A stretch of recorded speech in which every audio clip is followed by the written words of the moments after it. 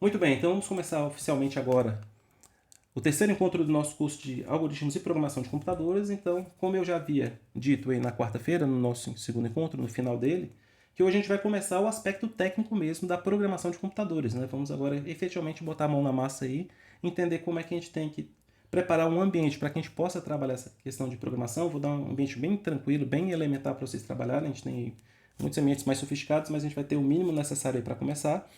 E a partir disso a gente vai desenvolvendo aí passo a passo os aspectos da linguagem C e discutindo ao mesmo tempo o aspecto sintático e semântico da linguagem. A gente vai discutir também, voltar àquela questão da solução de problemas. Alguém estava com a mão levantada? Abaixou? Se quiser Foi falar? sem querer, professor, perdão. Não, sem problema nenhum. Fique à vontade aí, sempre que você quiser participar, está aberto aí para você e para os demais colegas.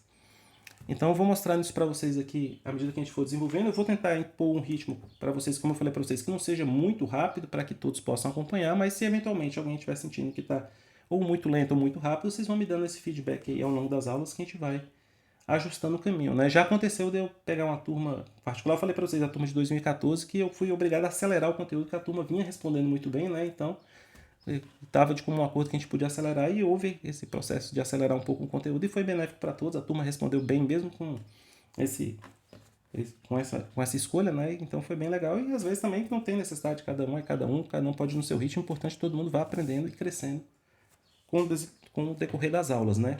Então a primeira coisa que eu quero discutir com vocês aqui bem rapidinho, em relação à linguagem C, um breve histórico dela com um aspecto importante, né? A história da linguagem C é uma história antiga, né? É uma linguagem que tem aí aproximadamente 50 anos, é uma linguagem bastante antiga, e que desse histórico aqui, o que eu quero destacar para vocês, eu já vou dizer o que é, por isso que eu vou fazer ele bem breve, que o principal do histórico eu vou deixar claro daqui a pouquinho. A primeira data que eu vou marcar para vocês é justamente isso, eu ia botar 1972, que era a que eu estava mais acostumado, mas em outras referências aponta esse intervalo, né? Tem gente que vai um pouquinho mais para trás, um pouco mais para frente. Então fica aqui entre 1969 e 1973 a criação da linguagem. Então você foi criado nesse intervalo aí, a data que eu tinha fixa na cabeça era 72, né? Mas para não correr risco aí, eu vou dar um intervalo aí de segurança. O nome é atribuído à criação dessa linguagem aqui ao Dennis Rich. Então ele é um dos criadores. É difícil atribuir a uma única pessoa a criação de uma linguagem, né? Mas um nome aí para a gente não deixar sem nenhum é o do Dennis Rich. Ele trabalhava no laboratório Bell. Esse laboratório Bell é um laboratório importante na história da computação porque dele saiu a linguagem C e também a linguagem C++, aí no ano de 79, né? Então, é um laboratório onde é que teve bastante desenvolvimento, muita coisa interessante, e duas grandes contribuições dele foram essas duas linguagens. Então, se eu usar a data de 72, que é o que eu estava mais acostumado, em 2020, que estamos agora, temos 50 anos, né, de linguagem. Uma linguagem bastante madura, historicamente falando. Em 1978, essa data é importante, foi a primeira edição daquele livro que eu sei para vocês nem menta, né? Então, foi publicado o livro A Linguagem de Programação C, né? Esse livro aqui é fundamental por dois aspectos. Primeiro, que ele foi escrito, tem uma cópia dele da segunda edição, se não me engano, na biblioteca da FGA. Os autores desse livro é o próprio Dennis Rich, esse é um aspecto importante, é um dos criadores da linguagem, e também o Brian Kernighan. Esses dois autores, acho que tem um N a mais aqui, é Kernighan. Então, o Dennis Rich e o Brian Kernighan escreveram esse livro, e esse livro, como eu falei, é um livro muito bem escrito e um livro que sintetiza muito bem a linguagem, né? Então, naquele momento ali, a linguagem está aí no seu quinto ano, usando de novo 72 ali como referência, quinto, sexto ano. Então, a linguagem estava começando a ser adotada, essa linguagem teve uma adoção ao longo dos anos muito boa, né? Mas foi sendo divulgada ali, ampliada. Então, esse livro se tornou a referência para quem trabalhava com C, né? Quem criava as ferramentas para trabalhar com C. Então esse foi chamado CKIR, né? Que é Kernighan Rich, e foi o padrão de C durante muito tempo, né? Então quando se queria escrever ferramentas para trabalhar com C ou como é que era a sintaxe da linguagem, as diferentes implementações do C, usavam sempre esse livro como referência. Então esse CKIR foi o C adotado durante muito tempo, né?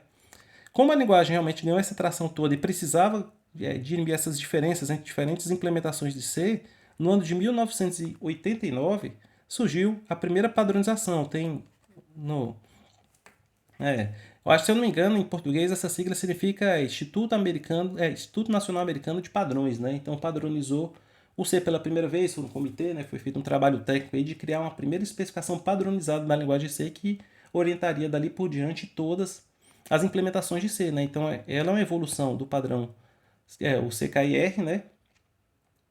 E essa implementação ANSI, ela recebeu o código, né, de C89, que é justamente associado ao ano de 89, e pegou todas as extensões que tinham diferentes, normatizou as diferenças, e a partir daí o C passou a ser uma linguagem normatizada por comitê. Em 1990, no ano seguinte, aí teve um padrão ISO associado à linguagem C, é o C90, e é literalmente o mesmo do ANSI aqui. Os dois são praticamente o mesmo padrão, tem esses dois códigos distintos aí, mas normatizam praticamente a mesma linguagem com mínimas diferenças, né?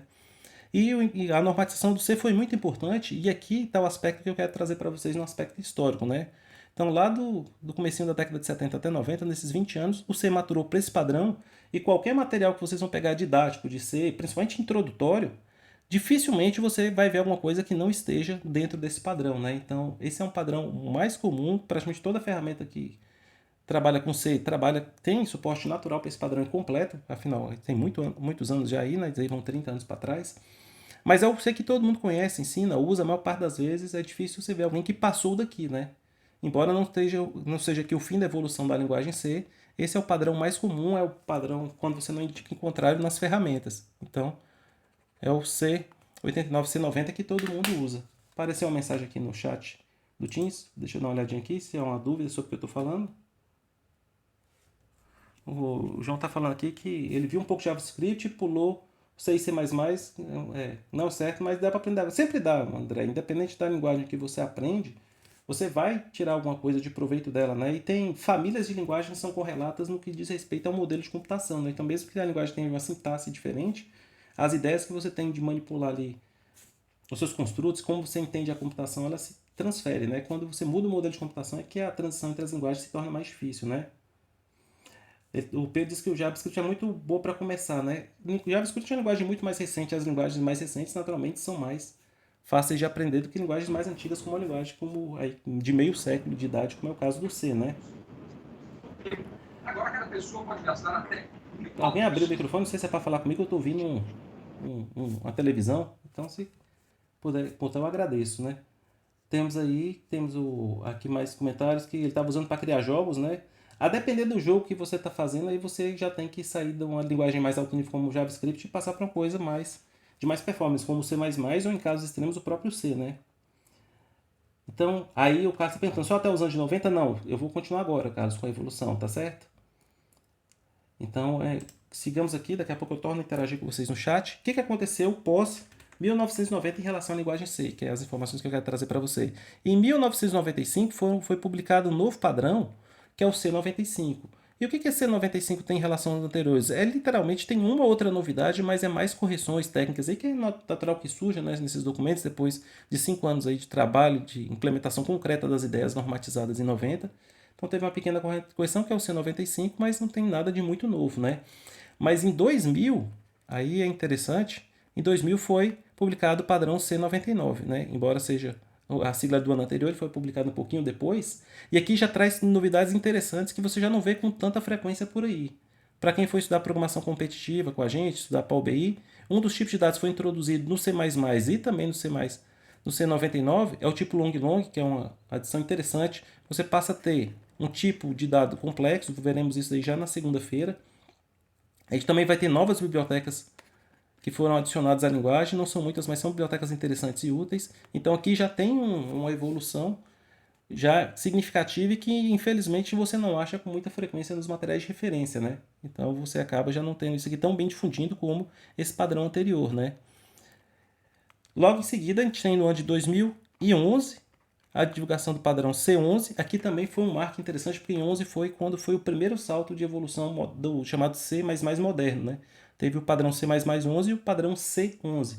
O C continua evoluindo como C++, só que em uma passada mais lenta, né? O C++ depois do 11 teve o 14, o 17 e agora tem o 20, né? Então teve 3 grandes revisões e cada uma delas trazendo um monte de características novas para a linguagem. Já o C vai mais espaçado, aqui vocês viram um passo de 11 anos, né?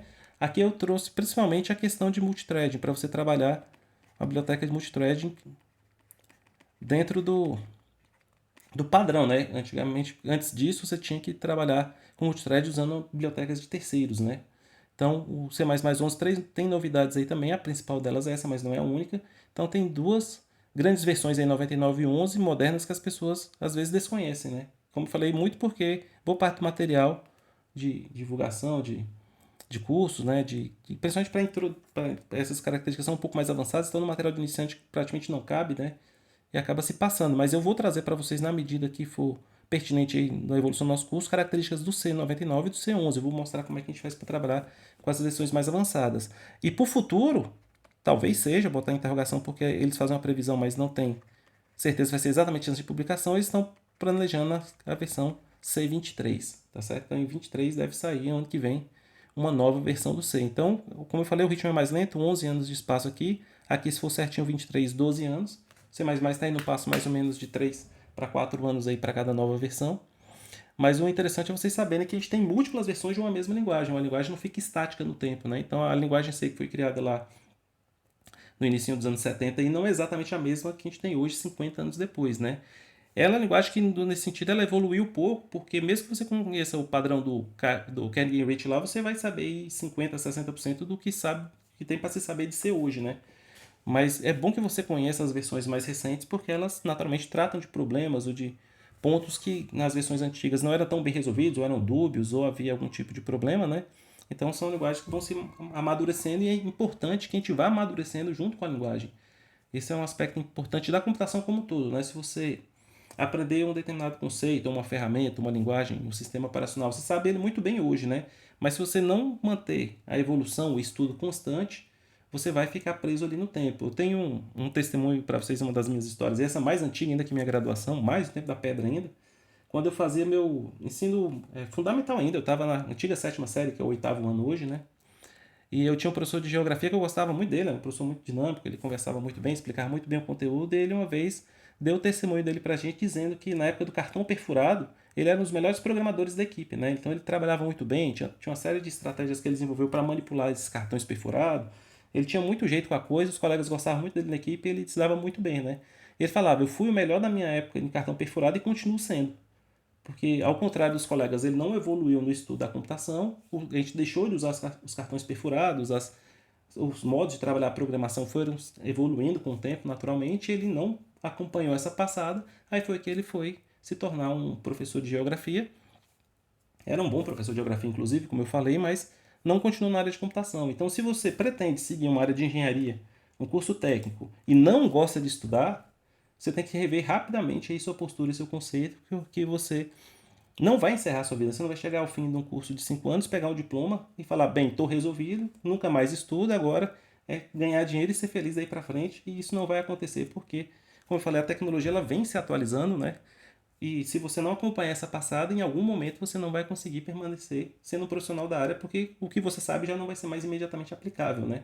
Principalmente se você sabe só a ferramenta, né? Por isso que é importante o estudo universitário, porque ele dá para você não só uma ferramenta, eu vou dar para vocês uma base a qual você vai conseguir construir novos conhecimentos à medida que essa evolução for conhecendo, né? Que uma hora vocês vão sair do curso da universidade, vão precisar se virar sozinho. Então, se você tiver uma base boa, você vai conseguir fazer essa transição. Se você fez só um curso de uma linguagem específica e sabe só aquela linguagem, só aquela ferramenta, você pode passar por dificuldades muito em breve. Então, isso é muito importante, que eu quis dar essa história aqui de ser para vocês verem que se você não acompanhar as evoluções que a área tem, e a computação é uma área jovem, né? Se você olhar ela como uma área como um todo, ela é uma área muito jovem ainda. Então tem muito que desenvolver até ela maturar. Não é uma área como a matemática que é milenar, que já tem milênios de evolução e tudo, já estabiliza de certa forma. Então a coisa vai andando uma passada relativamente rápida. Então veja que se a gente pensar em 35 anos de trabalho que você tem aí no vida ativa, então de 95 para 2020 aí já aconteceu bastante coisa interessante. Alguém que sabia ser muito bem aqui e de repente perdeu essa passada aí. Tá certo? Então, atenção a essas questões de evolução na área de tecnologia. Temos novas participações aqui no chat. Aqui a Vitória dizendo que não sendo Assembly está ótimo. Eu tinha também essa visão, Vitória, de Assembly, mas estava aqui no meu backlog de coisas que eu não sabia fazer. E 2 anos atrás eu fui tirar esse... 2 não, tem até um pouco mais, né? Eu fui tirar esse atraso aí do meu backlog e aprendi Assembly. E Assembly é excelente para se saber, para se conhecer, né? Não é muito divertido de programar como outras linguagens porque você escreve demais, né? É uma linguagem muito verbosa, você tem que escrever muitas e muitas linhas para fazer uma coisa útil. Mas conhecer Assembly é muito interessante porque o Assembly está perto daquelas máquinas de Turing que eu apresentei na aula passada. C# é usado para jogos. A bem da verdade, Rodrigo, dá para fazer jogos em qualquer linguagem. Agora depende de que nível de performance você pretende extrair do hardware com a linguagem que você está usando, né? Linguagem de mais alto nível, a própria linguagem em si já consome parte dos recursos, e se você precisa desse recurso para o jogo em si, você tem que baixar o nível, né? Tem uma história na equipe de desenvolvimento que estava fazendo um jogo na época pro. Vocês não, né? Talvez vocês não eram nem vivos ainda, né? Na transição na geração do PlayStation 2, que tinha o Dreamcast da Sega. Eles queriam fazer um jogo de corrida para rodar 60 frames por segundo, né? E o Dreamcast ele vinha com um Windows CE, que era uma versão do Windows, e com o sistema operacional rodando não ia, né? Então eles baixaram para uma API de C, melhoraram a performance, mas não atingiram 60 frames, e perguntaram para a SEGA, tem mais alguma coisa aí para a gente poder usar? Eles falaram, daí agora é só Assembly. E eles foram escrevendo o jogo todo em Assembly e conseguiram esses 60 quadros por segundo, né? Então a coisa é nesse sentido aí. Depende de uma combinação do hardware que você tem com a linguagem que tem à disposição e que tipo de performance você quer. Para você implementar um jogo mais simples, qualquer um serve, né? À medida que o jogo vai sendo mais exigente em termos de performance, você tem que, às vezes, infelizmente, trocar de linguagem, né? Aqui o pessoal continua conversando sobre JavaScript, né? Tem muito curso interessante. Hoje está muito bom porque na internet tem muita coisa interessante para você saber. A Milena está perguntando se eu vou disponibilizar esse documento. Eu vou mandar para vocês um link, o Milena, que tem essas datas aqui e tem um detalhamento um pouco maior para vocês dizendo que características foram inseridas em cada uma dessas novas versões. Né? É uma versão até sintética, resumida, dá para entender bem. Como vocês não conhecem a linguagem toda, às vezes não faz muito sentido, né? Essa versão resumida é um pouco melhor, porque o recado que eu quero passar aqui é que a linguagem vai evoluir com o tempo e a gente vai precisar se manter atualizado estudando, né? Mas como referência eu vou botar no chat desse nosso encontro no fim da aula, tá bem? Eu tenho os links aqui, é porque não tá no PC, tá no meu celular, eu vou copiar os links, passo aqui e insiro para vocês. Certo? Então, feitos esses aspectos históricos, vamos passar aqui para uma parte importante, que é a questão do que eu preciso para programar em C, né? Não só C, mas em geral as linguagens, eu vou precisar de algumas ferramentas de apoio, né? Para você fazer essa questão de trabalhar com programação. Eu vou imaginar que vocês estão trabalhando naturalmente em um PC, aí vamos tirar já da nossa discussão o óbvio, né? Que você vai precisar de uma estação de trabalho, vai precisar de um monitor, vai precisar de um teclado, de um mouse. Então essa parte de hardware aí está bem resolvida. Dá para fazer em celular, mas você vai ter algumas dificuldades extras, né? Dá para programar em celular? Dá, se você tiver um teclado aí Bluetooth já ajuda. Programar na tela já é um pouco mais difícil, na tela já é pequena e você precisa inserir a digitação na tela, mas impossível não é. Se você quiser dá para fazer, mas não é o mais prático, né? Mas as ferramentas que, se a gente for pensar que a gente precisa, tem duas que são indispensáveis, né? As outras são interessantes, tem ferramentas auxiliares que você pode usar aí para te ajudar, mas tem duas que você vai precisar que são indispensáveis para manipulação de código-fonte e geração de programas escritos em C, né? A primeira delas é um editor de texto. Você vai precisar de uma ferramenta de edição de texto, seja no Linux, seja no Windows, independente do sistema operacional que você está usando, você precisa de um editor de texto. Eu já vi que alguns colegas aqui, por ter essa experiência pregressa aí com outras linguagens, já devem ter naturalmente uma noção melhor. Aqui eu já vi até alguns colegas falando que usam o VS Code aí no chat. Para quem não trabalha com programação, vou pedir o pessoal que programa. Eu já vou lhe responder, André. A gente vai usar a segunda dessas duas ferramentas. Eu não vou usar uma IDE de sistema operacional, não. Eu vou explicar daqui a pouco por quê. Para quem ainda não programa, eu vou pedir o pessoal que programa aqui, espere só um pouquinho para o pessoal poder me responder essa pergunta. Eu gostaria que botasse no chat aí se você já usa algum editor de texto ou se você usa mais de um, qual é o seu preferido, tá bem? Então, quem já programa aí, eu vou pedir que não cite, que eu quero ver algumas manifestações espontâneas, principalmente o pessoal que não tem esse conceito tão claro ainda, para a gente discutir um aspecto legal relacionado a editores de texto. Então, o Lucas aqui usa o Vim. O Lucas citou o GCC, eu já falo sobre o GCC daqui a pouco, né? O Vinícius usou o Vim, que legal, é bom ver o pessoal... o Lucas já se corrigiu, né? Eu não perguntei o compilador ainda, né? Só o editor de texto. O GCC que o Lucas tinha citado. O Alan fez uma colocação legal aqui. Ele não sabe o que é o editor de texto. Ele não tem problema nenhum contra isso, Alan. Eu vou dirimir essa dúvida agora, né? Eu não conheço o PadOS, mas é bem provável que sim, viu, Carlos? É bem provável que sim. É difícil ver um sistema operacional hoje que não tenha ferramentas de programação. O que difere é se elas já vêm por default na sua instalação ou se você tem que instalar depois, né?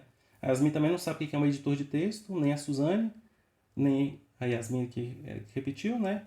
O Ítalo também não. Denkcode, esse app eu não conheço, legal, é uma sugestão do Pedro aí para trabalhar no celular, né? O Lucas está citando o Sublime e o VS Code. O Bruno também vai de VS Code, né?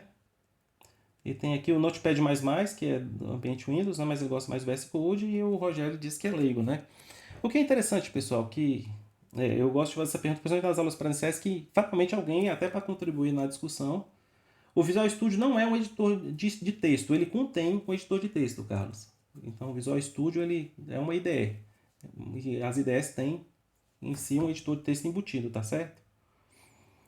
Muito bem, o que é um editor de texto? Né? Eu fiz essa pergunta para ver se alguém se manifestava. Às vezes acontece da pessoa citar o Office, o Microsoft Office, o OpenOffice, né, também, que são processadores de texto. Então, aqui, quando eu estiver falando em editor de texto, vai ser um programa que você usa para, naturalmente, inserir e editar texto. E o que difere um editor de texto de um processador de texto? Essa aqui é a diferença principal agora. Né? O Vinícius citou o Emacs, que é também um editor de texto. A diferença de um editor de texto para um processador de texto é que, quando você vai escrevendo num editor de texto, deixa eu subir até um dos que eu quero exemplificar para vocês aqui, que é um que vem por padrão. Caso você esteja usando um Linux, que seja baseado em Debian, aqui você vai ter o Gedit, que é muito simples, né? Um editor de texto simples, está aqui a janela dele, e eu posso fazer inserções aqui de texto. E o que é interessante no,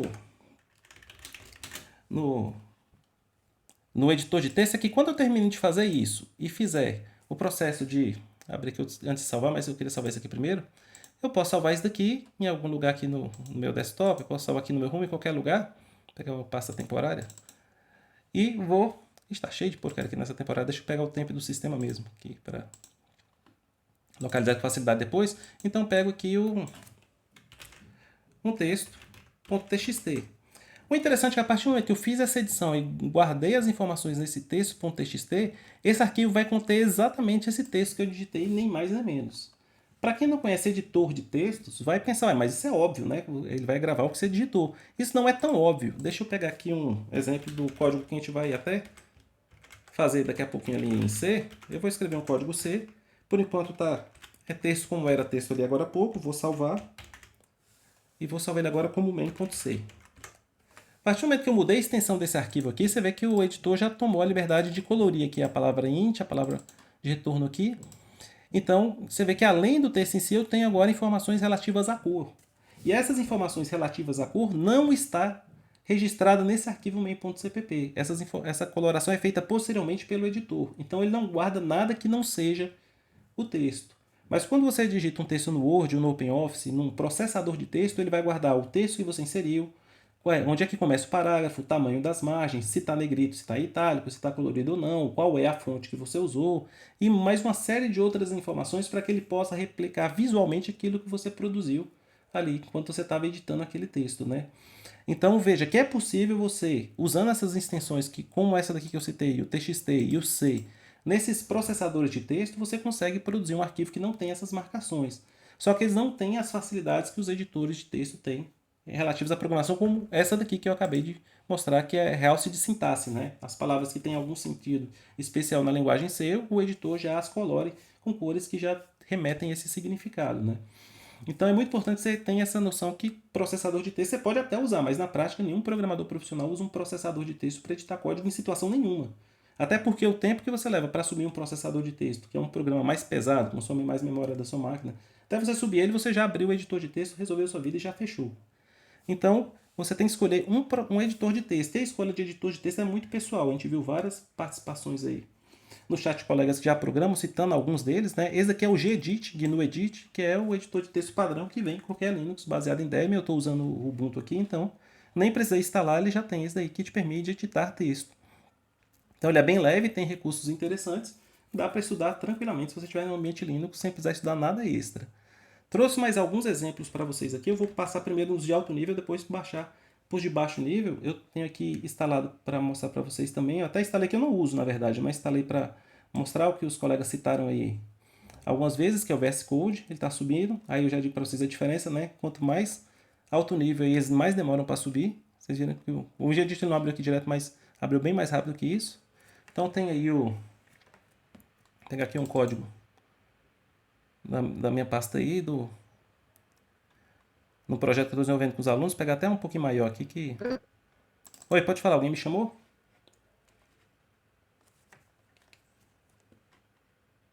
Alguém tinha se manifestou no chat, eu acho que com áudio, mas... Tô usando o Ubuntu sim, o Vinícius. Então tá aqui o VS Code, ele tem a reação de sintaxe como eu esperava, tem a navegação de diretórios, mas uma série de facilidades e plugins aí que ajudam e muito a vida do programador. Vocês veem que eu tenho múltiplos arquivos abertos aqui, tá vendo? Em abas distintas e por aí vai embora. Então é um que tem feito muito sucesso aí com os estudantes. Isso é um produto da Microsoft. É interessante que eu estou em Linux, né? Mas ainda assim o VS Code funciona em vários sistemas operacionais Linux incluso, né? Temos aí, tá vendo algumas facilidades, eu passo o mouse aqui, eu consigo a documentação da função. Então tem muita coisa interessante, realmente é um editor legal. Eu tentei gostar dele assim, até gostei na verdade, né? Eu tentei usar, mas não consegui. Depois eu vou explicar por que não consegui usar o VS Code, mas recomendo aí, ele é um software interessante aí que continua evoluindo, como eu falei, ele é altamente customizável aí, tem muita opção e tem muito plugin. Então fica uma opção, mas você vai precisar instalar ele. Externamente ele não vem por padrão do Linux e ele também tem para Windows. Então, independente do seu ambiente aí, você vai ter um belo editor de texto. Um editor de texto que era mais famoso depois do VS Code, ele acabou perdendo um pouco de espaço, até porque eles são bem parecidos, né, em termos de interface e funcionalidade. É esse aqui, ó. É o Atom. Cadê ele? Eu tinha instalado o danado aqui. Ou não. Eu tinha a impressão que eu tinha instalado. Eu estava com ele instalado, pode ser que ele já não esteja mais. Deixa eu ver. Não, eu acabei não instalando. Então o Atom, na verdade, é bem parecido assim, visualmente com o VS Code, né? Ele não é da Microsoft, mas de certa forma influenciou essa nova geração aí de editores de texto. Fica aí como uma segunda sugestão, caso você queira experimentar e ver qual dos dois te agrada mais, né? Aí o Casemiro está dizendo que usou uma combinação IntelliJ ali que ele já não costuma acostumar. Isso vai acabar acontecendo, como aconteceu com o Carlos, com vocês, que é que você vai acostumar com uma determinada combinação de ferramentas, como aconteceu comigo também, né? E você tem uma certa dificuldade para migrar para as outras, né? E determinadas linguagens têm já um padrão de ferramentas que é até bastante comum. O Java é muito comum, você tem os ambientes Java aí, que até as empresas até peçam que você já tenha conhecimento prévio naquela suite ali, para você poder integrar já imediatamente na equipe. Então, o que eu vou mostrar para vocês que ainda não tem visto nenhum é um leque de opções para que você escolha aquela que você se adapte melhor, né? O Bruno está perguntando se o Linux é melhor para programar que o Windows. Quando você fala que uma coisa é melhor do que a outra, é uma pergunta meio complicada porque ela simplifica muito os aspectos que se envolve a programação, né? O Linux já assume de antemão que os usuários vão ter em algum momento a oportunidade de programar. Tanto é que quando você instala um Linux, quase sempre, a menos que tenha sido uma distribuição modificada aí para leigos, ele já vem com um compilador. E o Windows, por padrão, não. Então essa é a primeira diferença, né? O ambiente Linux ele já vem com ferramentas para programação já nativamente instaladas numa distribuição padrão, mesmo que não seja uma distribuição para dev, e o Windows não, ele vem para o usuário que ele acha que o usuário não vai ter necessidade de programar e que você quiser botar essas ferramentas, você tem que instalá-las depois. A Microsoft tem um set de ferramentas muito bom mesmo, muito maduras, né? A parte de desenvolvimento da Microsoft é muito forte, mas o ambiente Linux ele é mais aberto, então para quem quer aprender acaba sendo um pouco melhor nesse sentido que você tem acesso a mais ferramentas e tem acesso também aos códigos dessas ferramentas, né? Então você pode estudar essas ferramentas como elas foram feitas, então acaba tendo esse benefício aí no Linux. Tá certo? Não, a gente vai usar ele no curso. O André está perguntando se a gente pode usar o. Ela é uma sigla, né? Eu vou explicar o que a sigla significa. Eu já vou mostrar o link para ela, inclusive, a gente vai poder usar. O melhor Linux também é uma situação de mais adequado. O que acontece? Eu usava as Linux de mais baixo nível, né? Eu cheguei a usar o Linux que a gente tem que compilar ele inteiro para usar. Me fugiu o nome dele agora, alguém tu. Só que aí eu já tô ficando velho, né? 42 anos de idade já, e você começa a ficar meio preguiçoso para fazer essas coisas. É legal fazer uma, duas vezes esse processo, O mas. Arch, professor? Oi, perdão? O Arch Linux que o senhor se refere? Não, ele chama, eu acho que ele já não tem mais, ou ele já tá bem menos famoso. É porque eu sou velho, né? Chamava Gentoo, escreve Getoo. Aí você tinha que pegar e o source e construir, compilar o Linux inteiro, né? Então nas máquinas antigas eu levava 2, 3 dias para terminar o processo completo, né? Então você faz isso tudo aí, mas é muito cansativo. Hoje eu uso o Ubuntu aqui que resolve minha vida. Não é perfeito, mas ele trava um pouco, né? Mas tem me resolvido a vida, né?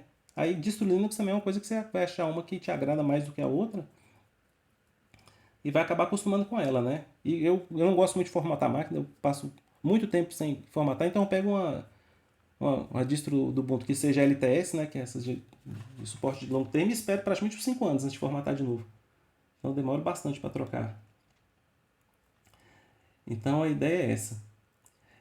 Continuando em relação aos editores, né, eu quero trazer mais dois exemplos aqui que os colegas já até citaram aí, dentre as ferramentas de desenvolvimento. Uma delas é esse aqui eu instalei, Vamos ver se ele vai aparecer aqui agora. Eu não uso ele, não. Eu até gostaria de ter aprendido, mas na época eu acabei conhecendo outro. Ele já está de pé aqui, é um dos que também sobe rápido, que é o GNU Emacs. Esse daqui, ele junto com o outro que eu vou mostrar pra gente, são editores antigos, né? E aquela história, quem gosta deles não usa mais nada. E é uma certa rixa entre as duas versões, né? Esses dois são, eu gosto de destacar eles porque eles são editores muito leves em termos de execução, né? E são um dos motivos porque eu tenho dificuldade de trocar por um editor mais moderno, porque eu não tenho muita paciência para ficar esperando 2 minutos, uma coisa, 1 minuto, que seja, 30 segundos um editor subir, sendo que eu uso sobe imediatamente, né? Esse aqui é um que tem muitos recursos, ele tem tanta coisa aqui dentro dele, além da edição de texto, que tem gente que consegue trabalhar, quase fazer tudo que precisa fazer dentro do Emacs, né? Então fica aí, eu sempre tento arrumar um tempo para começar a estudá-lo, mas infelizmente ainda não tive essa oportunidade plena. Mas fica a dica aí para vocês. O que eu uso, naturalmente, é o... Deixa eu ver se eu tô com a versão gráfica dele aqui. Tô. Que é o Vim. O Vim é tão antigo quanto o C, né? Se eu não me engano, é dos anos 70 também. O ano exato agora me fugiu. E o Vim, ele é um editor de texto fabuloso. Por que ele é interessante? Porque, de novo, é uma relação de amor e ódio que você pode ter com o Vim. Tem gente que detesta e tem gente que ama. O Vim, ele tem uma filosofia que você consegue fazer toda a edição sem usar mouse. Para mim que desenvolveu uma tendinite quando eu toquei piano, como eu contei para vocês, então esse negócio de bota a mão no teclado, vai no mouse, bota a mão no teclado, no mouse, a gente faz isso naturalmente e nem percebe que está fazendo esse movimento o tempo todo, né? Então isso para mim, a mão particularmente é muito desgastante, né? Então quando eu achei esse editor que eu consigo me virar aqui sem botar a mão no mouse mais para nada, e ele é muito difícil de aprender no começo justamente por causa dessa dinâmica, porque ele tem um modo de inserção e um modo de edição. Então quando você entra no Vim, a princípio, aqui eu estou no GVim, você tem ainda um programa gráfico. Deixa eu pegar um terminal aqui, que é o caso que eu tenho aqui agora. O Vim, ele funciona, em geral eu uso ele aqui mesmo no terminal, né? Então quando você faz isso no terminal de alguém, que é digitar Vim, vir para cá, a pessoa já fica perdida que não consegue nem sair, porque o Vim para sair uma vez você está aqui, agora na mensagem de help até tem ali, ó, você tem que usar o comando 2 ponto que mais, porque a princípio ele começa no modo de comando, não no modo de inserção. Você tem que apertar o I para finalmente ele entrar no modo de inserção, e com S que você volta para o modo de comando. E esse é um editor fabuloso. Quem acostuma com o Vim, você consegue níveis de produtividade altíssimo. Como eu falei, o bom para mim é isso. Eu digitei Vim, eu tô com ele de pé, eu esperei nada. Aí eu comecei a ficar preguiçoso para esperar qualquer coisa que demora mais do que isso, e é praticamente todos os outros, né?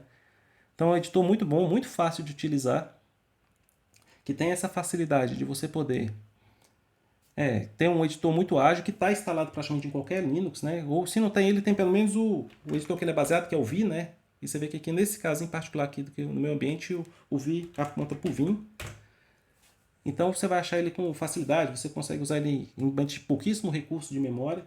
É um editor de muitos recursos, como eu falei também, ele tem plugins aí para praticamente tudo, e quando você acostuma com ele, ele tem um aspecto legal para me destacar do Vim para vocês que não tem nos outros. Eu vou voltar aqui para minha tela para vocês aqui verem. Eu edito muito código LaTeX para poder fazer as aulas, fazer prova, fazer material aí didático. E o LaTeX ele tem uma série de comandos. Para botar uma coisa em LaTeX, em negrito, você tem que usar o comando textbf, abrir uma chave, escrever o texto lá dentro. Opa, eu saí do modo de inserção. Escreve o texto lá dentro. Deixa eu salvar ele aqui como... .latex, que ele colore aqui. Então, eu tenho que usar esse comando aqui para poder botar um texto em negrito. Então, é uma coisa que eu faço com uma certa frequência, e é meio chato ter que fazer essa sequência de inserção, né? E o Vim tem uma série de buffers que você pode guardar determinadas quantidades de texto e usar a qualquer momento, só trazendo o buffer de volta. Então, voltando para o modo de comando, eu uso a aspa dupla para dizer que eu quero usar o buffer B, e quando eu aperto o P, já aparece isso para mim. Então, eu guardo algumas coisas inteiras, como, por exemplo, um frame de uma apresentação em LaTeX, que usa essa estrutura, eu já tenho ela guardada para mim aqui no buffer F. Para me botar itálico, eu tenho uma do buffer I. E no fim das contas, essas coisas que a gente faz repetidamente, você deixa tudo memorizado e uma mão na roda. Você vai usando desses expedientes aí, desses recursos do Vim. Aí quando você acostuma, você não consegue mais passar para outro. No Vim eu posso copiar uma linha imediatamente, apertando Y 2 vezes e dobrar ela com P, sem precisar vir, selecionar com o mouse, nem nada. O Vim você pode navegar por palavras apertando o W, você pode navegar por linhas. É um editor realmente de muitos recursos. Eu gosto muito de Vim, viciei com ele e não consigo mais trocar para editor nenhum. Então é um editor que eu recomendo que, se você comece, eu até recomendo que nem comece por ele, porque se você começar por ele e gostar, você nunca mais vai usar nenhum outro, né? Porque você não consegue, a cabeça não funciona mais. E essa dualidade entre o modo de inserção e a navegação, né? Você navega, aquela parte que eu estava navegando entre linhas, deixa eu voltar uma última vez para cá, entre as linhas do arquivo. Vamos carregar aqui o que eu estava fazendo antes, eu não salvei antes de sair. Então, quando eu estou navegando aqui, eu estou navegando com o J e com o K, né? Dentro do teclado. Para ir para a esquerda, para a direita, você usa o L e o H. Então, quando você vai em outros editores que não tem isso, você acaba tentando fazer isso nos outros editores, não funciona, que a navegação lá é pela setinha, que já fica mais longe no teclado. Então, dá um nó na cabeça grande. Mas recomendo. Aqui na FJA foi engraçado, quando eu comecei a dar aula, a maior parte dos alunos não conheciam, não usavam o Vim. E alguns foram interessantes, porque via usando durante a aula e foi criando uma cultura. E tem muita gente hoje que usa, acho engraçado, tem gente que usa muito melhor do que eu, né? Eu ensinei muita gente a usar e hoje eu aprendo com eles aí, truques, porque tem 4 coisas na computação que você nunca vai saber plenamente, né? E uma delas é o Vim. O Vim, ele, justamente porque ele tem essa quantidade absurda de plugins e de comandos e de recursos, não dá para saber ele na íntegra, né? O LaTeX é outra, o Linux é outra. São coisas que você nunca domina plenamente. Então você sempre está aprendendo uma coisinha nova, o que também eu acho bastante interessante, que a gente nunca fica estagnado, né? Você está sempre aprendendo uma coisa. Voltando aqui para o chat, tenho aqui o... Ele está falando que o Gabriel me pergunta se chama Vim, né? Eu, particularmente, o Gabriel, nessas questões de pronúncia, né, como há uma dualidade, aqui no Brasil a gente tem uma preocupação muito grande, né, em pronunciar as coisas como seria pronunciado pela pessoa que criou aquilo, né? Aí, no fim das contas, a gente fica sempre nessas dúvidas de pronúncia, não é porque o original mesmo é o VI. Aí, só que eu, particularmente, sempre chamei eles de... Eu sempre usei o Vim, né? Aí eu nem sei exatamente como é que seria a pronúncia, até porque quem o criou, né, tal criador aí, foi esse Bram Molinar, que eu nem sei nem se ele é americano, no fim das contas, né? Eu não tenho certeza. Aí eu acabo aportuguesando algumas coisas aí pra gente usar uma língua nativa, mas se vocês conhecerem a pronúncia correta aí, fique à vontade para nos ensinar, tá certo? O Lucas está dizendo que ele é muito bom para acostumar. Não, coisa que dá para se acostumar ele de maneiras absurdas, né?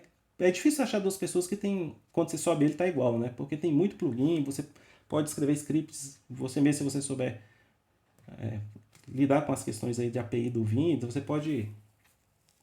Não, é uma coisa assim como eu falei, é um universo à parte, não dá nem para saber tudo. Eu tô lendo inclusive um livro aí de dicas sobre ele, escrito, e tem um monte de coisa que eu nem sonhava que ele fazia e tô aprendendo agora. E é o que eu uso ele há muitos anos, já tem mais de 20 anos. O Bruno tá falando, esse negócio de não encostar no mouse ganha tempo demais. É muito tempo mesmo, pessoal. E também ganha em saúde, como eu falei. Se vocês forem trabalhar com tecnologia aí 35 anos, 8 horas por dia, é bom pensar nessas questões de ergonomia, né? E você preservar a sua mão, seu braço, seus tendões aí, para você possa concluir sua carreira, né? Então fica mais essa dica aí de saúde, de aprender a ouvir. Não é fácil começar, mas depois que você acostuma, realmente fica difícil você querer usar outra coisa. O Petazão tem preguiça. Eu uso o mouse muito pouco, né? Assim, quando é uma coisa inevitável, tem que lidar com a interface gráfica, escrever aqui para vocês. Mas quando eu estou trabalhando assim, editando meus arquivos, dificilmente eu boto a mão no mouse mesmo. Aqui o Pedro vai usar. Eu recomendo. O Vim tem um...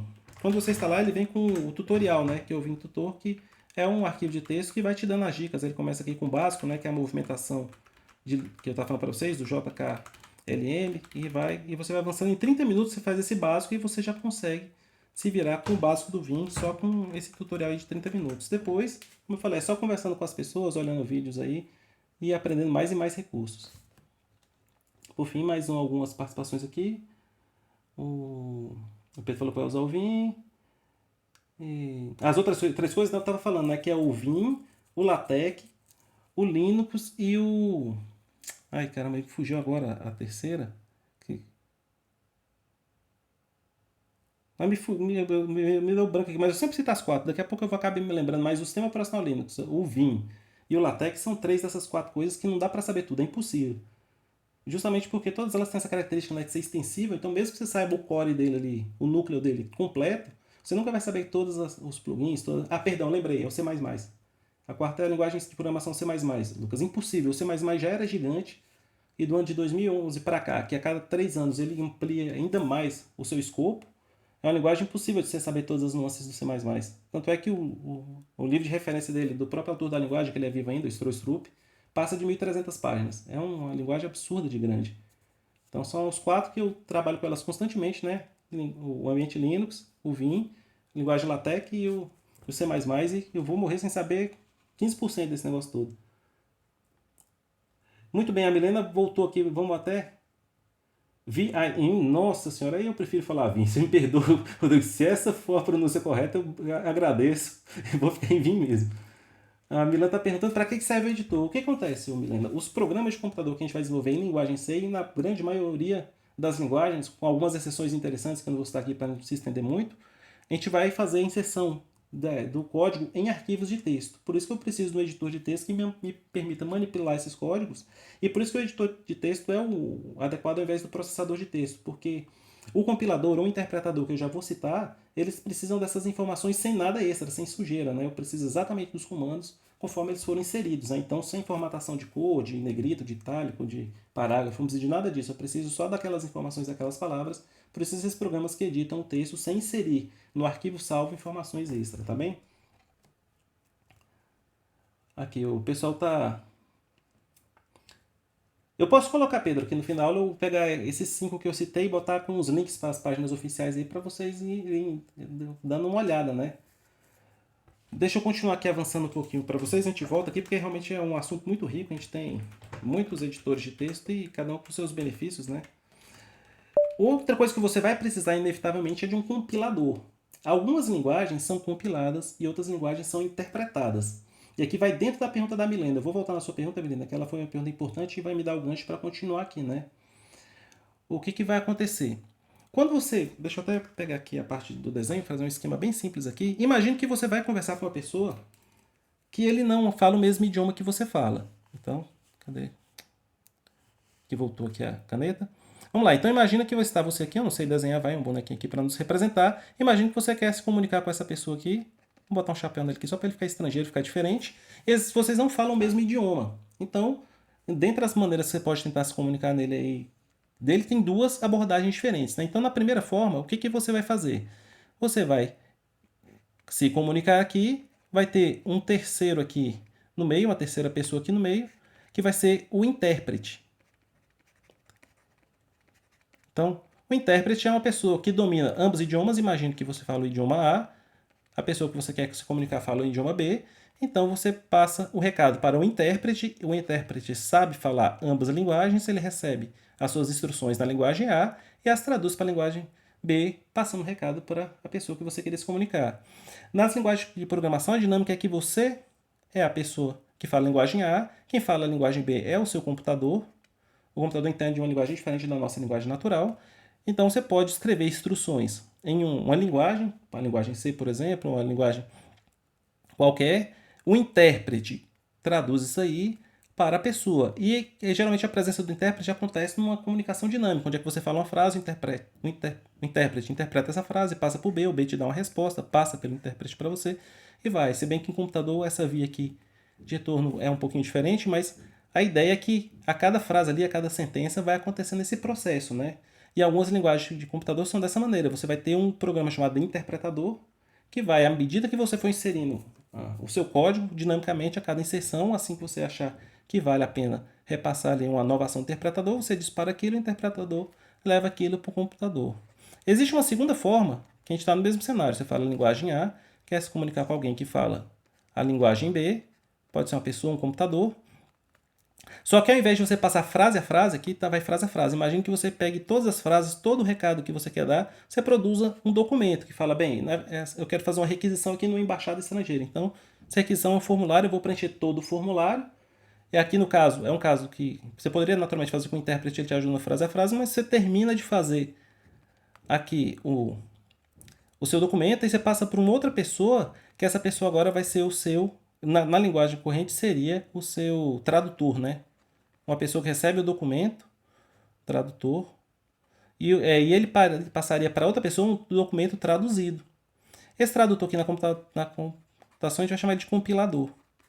Então, o compilador tem linguagens que são interpretadas e tem linguagens que são compiladas, tem linguagens que oferecem ambas opções, né? Não que uma que seja de uma natureza não possa surgir uma ferramenta que faça no outro sentido. Tem linguagens que são mais ou menos adequadas para isso. Fundamentalmente, a linguagem C cai nesse segundo caso. Então, esse é o caso da linguagem C, da linguagem C++, tá certo? Então, a gente vai escrever os nossos documentos, nossos códigos-fontes por meio de editor de texto. Vamos repassar esse código quando a gente entender que ele já está pronto para um compilador tradutor. Esse compilador tradutor vai traduzir esse código para a linguagem de máquina que chega lá no computador. Então, essa é a dinâmica base. A gente edita o código, passa para o compilador repassa para o computador na forma que o computador entende. Então, a gente vai precisar de um compilador. A linguagem dos computadores seriam os bits. O que acontece, Pedro? Se você estava aqui na quarta-feira, você vai lembrar que eu falei das máquinas de Turing. E as máquinas de Turing eles têm um conjunto de 5 instruções básicas que a gente podia passar para o nosso agente computacional. O seu processador ele tem um conjunto de instruções, né? E essas instruções são codificadas em bits mesmo, né? Em sequências de bits, né? Então, a quantidade de bits que compõe uma instrução, o que cada bit significa naquela instrução, é bem documentada aí na documentação do processador. E para quem citou e já conhece a Assembly é para você programar justamente nesse nível. Você escreve literalmente as instruções para o computador. O compilador vai fazer esse trabalho para a gente. Ele vai deixar que a gente escreva instruções de mais alto nível, mais próximo da linguagem do inglês, por exemplo, do que desses padrões binários. E ele faz essa parte aí de tradução para a gente, tá certo? Então, o bit é uma unidade de medida, né, que o Pedro falou em bit, bytes, exatamente. O computador é isso. O computador, na verdade, entende impulsos elétricos, né, a presença ou a ausência deles, é isso, né. 0 ou 1 é uma interpretação lógica que a gente faz disso, né. Então, essa que é a ideia. Então, o que o computador espera mesmo, para que ele efetivamente funcione, a gente dificilmente programa nesse nível, né. Quem vai para o nível de assembly está muito perto do que é a realidade, mas ainda assim tem um nível um pouquinho mais baixo ainda do que isso, né. Que seria escrever a sequência binária em si, que ninguém faz, tá certo? Tanto é que quando a gente está em linguagem assembly, a gente nem chama nem de nem interpretador e nem de compilador, né? A gente chama de montador. Porque tem literalmente as instruções ali que são só de botar mesmo no padrão binário. Ele está perguntando aqui se eu vou... ele está perguntando se eu conheço alguma coisa web ali. É uma resposta de alguma pergunta anterior. Eu peguei... essa ferramenta que o colega citou, eu já vou falar sobre ela agora, tá? Então, a ideia é que a gente vai precisar de um compilador. Voltando para o C, voltando para o Linux, que é o ambiente que eu estou usando aqui, o C por padrão vem com GCC. Então, eu usei aqui o GCC o G é de GNU e C é compilador C, né? C compiler. Então, o GCC vem por padrão, é a filosofia Linux que eu já citei. Qualquer Linux que você tiver, dificilmente, a menos que alguém removeu propositalmente por algum motivo o GCC de lá, mas ele vai estar lá embutido. Esse GCC que eu estou usando aqui é a versão 9.3, não é exatamente o mais atual que tem, porque esse Ubuntu já tem algum tempo e eu não atualizei o GCC, mas já é bom o suficiente para a gente trabalhar. Então esse GCC que vai receber os arquivos que eu vou editar para traduzi-los para o nosso programa executável. Então se você estiver em Linux, você já está resguardado. Se você estiver em ambiente Windows, aí você vai ter que instalar um dos compiladores C disponíveis na plataforma. A própria Microsoft tem uma suíte dela de desenvolvimento C, que é o Visual Studio que o colega já citou. Você instalando o Visual Studio, dentre as ferramentas que ele instala, é o compilador C da Microsoft. Se você estiver no macOS, você vai usar provavelmente o ambiente do Xcode, que também traz um compilador. Mesmo no Linux, a gente tem outros compiladores que não são só o GCC, né? Eu não sei se eu estou com... É outro que eu não sei a pronúncia certa, não estou com ele instalado, que é Clang que se escreve, né? Mas não sei se é Clang que pronuncia. Eu uso ele muito pouco, mas é uma outra alternativa. O importante é que você precisa de um programa que faça esse trabalho por você, tá certo? Então essa combinação é a mínima. O editor de texto para produzir, voltando aqui à nossa figura, eu preciso do editor de texto para produzir esse documento e vou precisar do compilador para traduzir esse documento para a linguagem que o computador entende, né? Então existe um conjunto de ferramentas aí que também são bastante famosas, que são as IDEs. Quando você pega a IDE, é o I maiúsculo, D maiúsculo, E maiúsculo, uma sigla, traduzindo para o português, é um ambiente de desenvolvimento integrado. Então são ferramentas que reúnem várias ferramentas em um único ambiente para que você possa usá-las elas em sincronia, ali, em conjunto, para desenvolver códigos, né? Então elas vão ter, dentre outras ferramentas que compõem as IDEs, o editor de texto e o compilador, no caso da linguagem C, né? Aí às vezes vem um depurador, vem ajuda, vem um monte de outros recursos ali, mas a gente tem isso tudo integrado. E hoje... IDE, Oi, perdão, alguém me chamou, não ouvi? o IDE é o quê que você falou agora? O É um IDE? ambiente de desenvolvimento integrado. Vai ser um programa, seja ele instalado no seu sistema operacional ou mesmo na internet, que reúne várias ferramentas que estão relacionadas à manipulação de código-fonte, da escrita, da compilação, da execução, em um ambiente só. Então, um ambiente integrado de desenvolvimento, né? Então, um famoso que eu já citei aqui, cito de novo, é o Visual Studio da Microsoft, que ele é realmente muito maduro, são muitos anos de desenvolvimento. Tem uma versão gratuita para estudante, tem uma profissional que é paga. Tem alguns pré-iniciantes que o pessoal usa em cursos de APC, né? E o que ia citar é que modernamente, como a gente tem... o João disse que não entendeu as vantagens de estar direto no compilador, porque o compilador não nos dá essa opção de inserção de código diretamente nele. Na verdade, a interface que a gente tem com os compiladores são por meio de arquivos já editados, tá, João? Então a ideia é essa. A gente edita no editor de texto, uma vez editado o arquivo, o compilador já espera um arquivo de texto. Então o compilador não tem funcionalidades de edição de texto, né? Ele já espera o arquivo como entrada. Então hoje, com o advento dos computadores, facilitou demais. Do último curso que eu dei de APC para cá, o fato que a gente tem ambientes integrados já online, principalmente as versões mais simples, que para aprender é ótimo, né? Então se eu voltar aqui para o meu browser aqui, eu vou botar dois deles, o colega citou aí algumas vezes, que é esse daqui, que eu tenho um editor online que vai ter aqui a parte do editor de texto, e o compilador vai estar embutido aqui, ele bota a interface bem simples, aqui tem o programa básico do Hello World, que é o mais baixo de todos.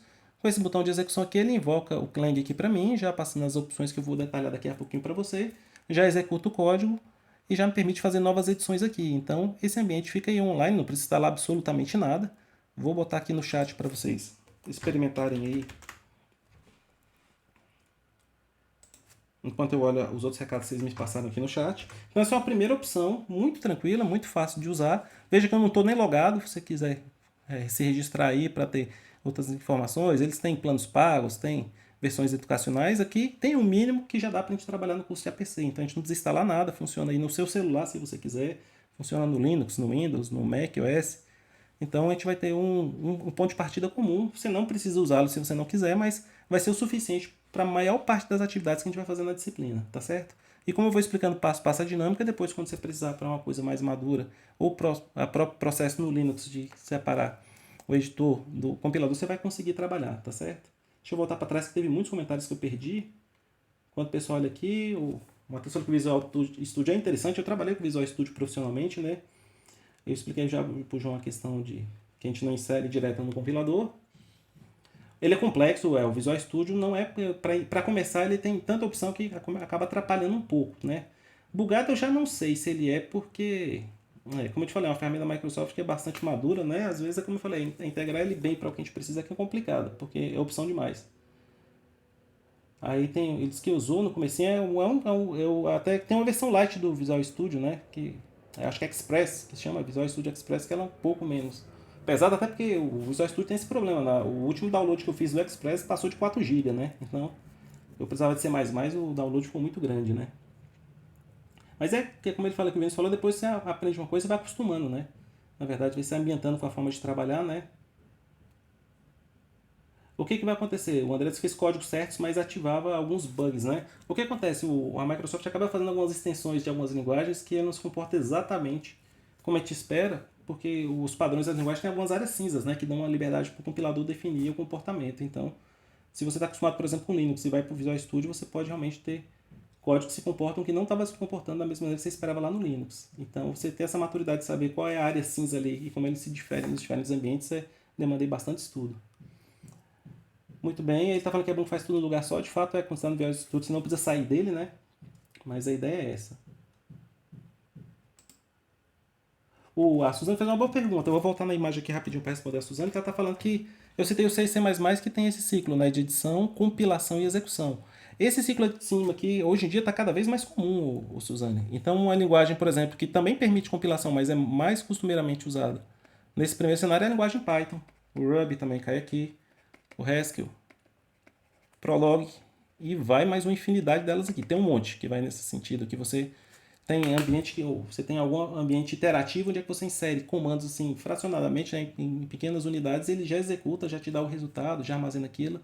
Então esse ciclo aí, que inclusive é o ciclo que dá o nome dessa ferramenta que a gente está usando, né? Que é outra que eu não vou arriscar a pronúncia, eu já vi até alguns americanos pronunciando, mas de novo, como eu falei, não vou entrar nos métodos de pronúncia, né? Que é REPL, que é o nome do site que eu passei para vocês agora, né? O R vem de read, de leitura, né? O E de execute, de executar. O P de print. E o L de loop. Então, isso é típico daquela primeira família de linguagens ali, onde é que você lê uma instrução, executa aquela instrução, a ferramenta, então o interpretador, ele lê, o interpretador lê a instrução, executa a instrução, imprime o resultado daquela instrução no seu console, no seu terminal, no seu ambiente interativo e recomeça esse laço. Então você vai experimentando nesse laço aí. Tá certo? Acho que é REPL que eles falam, alguma coisa assim. Então essa ferramenta aqui, embora tenha esse nome em particular para o C que a gente está usando, esse ciclo aí é editar todo o código primeiro, em vez de inserir, por exemplo, só uma dessas linhas aqui direto, tá certo? Como seria o caso do Python e dessas outras linguagens que eu citei. tá certo? Então, nesses casos, eles usam interpretadores, que não são compiladores, tá certo? Eles têm uma superposição de recursos, né, mas não são exatamente a mesma coisa. Caso você vá para o curso de software, você vai ter uma matéria chamada compiladores, que vai ficar bem claro a diferença técnica entre ambos, tá certo? O Ricardo fez um favor de dizer como instala o Visual Studio Code, para quem quiser, bem tranquilo aí, um vídeo, né? O Vinícius se adiantou e me falou que do JavaScript, assim como o Python também, tem interpretadores, né? Muito bem. Essa ferramenta que a gente está usando, inclusive, tem ela para múltiplas linguagens, tá? Eu estou usando aquela aqui na versão C, mas ela tem para Python também. Se eu trocar aqui a URL, ó, você tem a versão dele, deve ser Python 3, ou Py, não sei, tem para outras linguagens. Eu vou voltar para a do C. Exatamente, ó, cheguei aqui no Python 3. Uma mania de usar texto direto, tem as linguagens aqui no Combo Box, vocês podem escolher, como vocês estão vendo aí, inúmeros, né? O pessoal citou aí o JavaScript, tem o C, o C++, o Go, Java, C Sharp, Node, tá vendo? Node.js, tem o Python. Voltemos aqui para o C. Vocês podem experimentar com várias linguagens. Aqui o André está me sugerindo a pronúncia, né, que é Repli, né? Temos aqui o... legal, ele disse que tem primo que trabalha na área, né? Não, na verdade, os consoles usam esse ciclo, Pedro. Eu entendi o que você está falando aqui agora, eu não tinha entendido aqui, mas eu li a mensagem mais de baixo, né? Mas o console é isso, né? Você espera um comando, lê esse comando, executa e te dá o retorno. Exatamente. Então, a ideia aqui é replicar de fato no prompt comando do Windows e que a gente chama de terminais aqui no Linux, né? Legal. Tem umas 70 linguagens, correto, André. Tem muito, né? Eu passei aqui rapidinho no combo, tem um bocado, né? Maravilha. Sigamos adiante, então. Essa é uma alternativa que eu acho que vai atender boa parte de vocês. Eu trouxe mais uma, que essa aqui é interessante, que vai na mesma linha. Deixa eu pegar aqui o link, tá aqui, ó. Esse aqui é bem interessante, principalmente quando você tem um pouco mais de maturidade. Não que você já não possa usar ela imediatamente, mas ela tem um aspecto interessante que aquela outra não tem. Que esse aqui é o Compile Explorer. Então, qual é a ideia dessa segunda ferramenta aqui?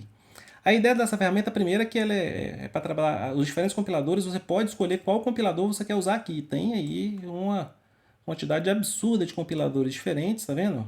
De várias diferentes plataformas, diferentes ambientes. Eu botei aqui o GCC, que é o que a gente vai usar, mas você pode experimentar, tem até o MVSVC, né, que é o da Microsoft, tá vendo? Então tem a versão dele para ARM, tem ele para ambiente de plataforma de 64 bits, que é o caso dos nossos PCs, e por aí vai embora, né? Você tem um número grande de compiladores aí, então você pode testar o output de diferentes compiladores com o mesmo código, que se mudar o compilador, o código produzido muda também. Aqui eu botei para ser o GCC, como vocês estão vendo aqui, o GCC versão 10, esse aqui é mais recente do que o 9 que eu estou usando localmente. E o que é interessante, pessoal, que é fabuloso, que é fantástico nisso, o código que você produz aqui é o código C, o que está à esquerda. Aqui à direita é o código assembly correspondente. Então, primeiro que é uma coisa legal para você entender como é que funciona o assembly. E segundo, é para você experimentar diferentes configurações do seu código, diferentes opções, qual é o impacto que tem aqui. Não é um para um, assim, você pensar uma coisa imediatamente implica na outra, mas tem uma relação forte que é um código mais otimizado redunda em menos linhas do lado de cá, menos instruções assembly, porque não é exatamente um para um, porque primeiro, nem toda instrução leva o mesmo tempo, né, o mesmo número de ciclos de processamento, tem instrução que leva um ciclo, outras que levam 2, outras que levam 4, e por aí vai. E segundo, porque realmente se você fizer um código que tem um laço, ele vai ter poucas instruções, mas não vai terminar nunca. Mas aqui, por exemplo, eu posso experimentar com uma das múltiplas opções do GCC, que é a flag de otimização, né? Então, como eu botei aqui ele para otimizar em nível 2, ele fez esse código com 9 linhas. Deixa eu tirar qualquer otimização. Sem otimização nenhuma, ele tem 10 linhas. No nível 2 tem 9 linhas. E no nível de otimização 3, continua ainda 9. Não dá para ir muito melhor do que isso por causa dessa parte aqui. Quando o código vai crescendo, porque o código aqui está muito simples, aí você vai notando o impacto aí da característica que você está usando no código, como ele impacta no código assembly que você tem de saída, né? Então é uma ferramenta muito interessante para a gente ter essa noção. Como eu falei, mesmo que você não leia assembly, você fala, olha, se eu fizer, eu tenho aqui duas maneiras de fazer uma certa coisa. Se eu fizer dessa maneira, quantas linhas vão aparecer aqui no meu código assembly? Ou se eu fizer daquela outra maneira, quantas linhas são? Então, a primeira informação que você já pode tirar aí para começar a entender os impactos, e à medida que você vai se familiarizando aqui com as instruções de assembly, você começa a entender quais são os impactos aí do que você está fazendo no seu código. Então, ferramenta muito interessante, também aberta. Veja, de novo, eu não estou logado, eu não estou pagando nada aqui. Vocês podem usar as ferramentas elementares dele. Ele tem um modo vinho que me agrada muito. E você pode usar dessa ferramenta aí para explorar justamente as diferentes características dos compiladores e também dos códigos assembly que eles produzem. Você pode, às vezes, ter uma diferença de código assembly produzido se você trocar aqui o compilador, mantendo o código aqui idêntico e mudando para diferentes compiladores. Então, duas ferramentas. Eu já tinha botado o link para a primeira, boto o link para a segunda aqui para vocês também no chat e já vejo quais foram as participações que eu perdi aqui. O André está me perguntando que quando ele fez Java, me falaram que algumas coisas do Java vieram da linguagem C. A JVM é escrita em C, né, André? Então daí você já tira. Aqui tem a base mesmo da coisa acontece em C. Dá para fazer mistura das linguagens? Quase todas as linguagens têm como interfacear com C de um jeito ou do outro. Então isso é uma coisa boa de você saber a linguagem C, né? Vou até aproveitar e contar mais uma das milhares de histórias que eu tenho para contar para vocês. Quando eu trabalhava profissionalmente como programador, uma das coisas que a gente tinha que fazer é adaptar um código para um padrão que era no API Java. Então tinha essa API tinha lá na versão C e na versão Java, e nosso cliente, não posso dar muito detalhe, né, queria em ambas, né? Então fazer o código em C era tranquilo, era expertise do nosso time, era justamente a linguagem C, todo mundo programava em C, e tinha a parte do Java também. E os primeiros ensaios que a gente fez de traduzir o código, né, de portar o código de C para Java, ficava correto, mas a performance naturalmente ficava muito diferente, né? Naquela época, hoje não sei que pé tá, mas a diferença de performance de C para Java era astronômica, chegava a 600 vezes a depender do caso, né? Então, o que a gente começou a fazer, André? Existe no Java um recurso chamado JNI. Você já deve ter ouvido falar nisso, né? Que é a interface nativa do Java, em português. Essa interface nativa do Java me permite chamar código C dentro do código Java, né? Eu declaro uma interface da classe, essa função, em vez de ele chamar uma implementação em Java, ele chama uma função C que vai estar numa biblioteca dinâmica. Então, a gente começou a escrever todo o código em C e usava a JNI para chamar o código C que a gente já tinha desenvolvido antes. E o cliente ficou satisfeitíssimo, né? Porque o nível de performance subiu absurdamente.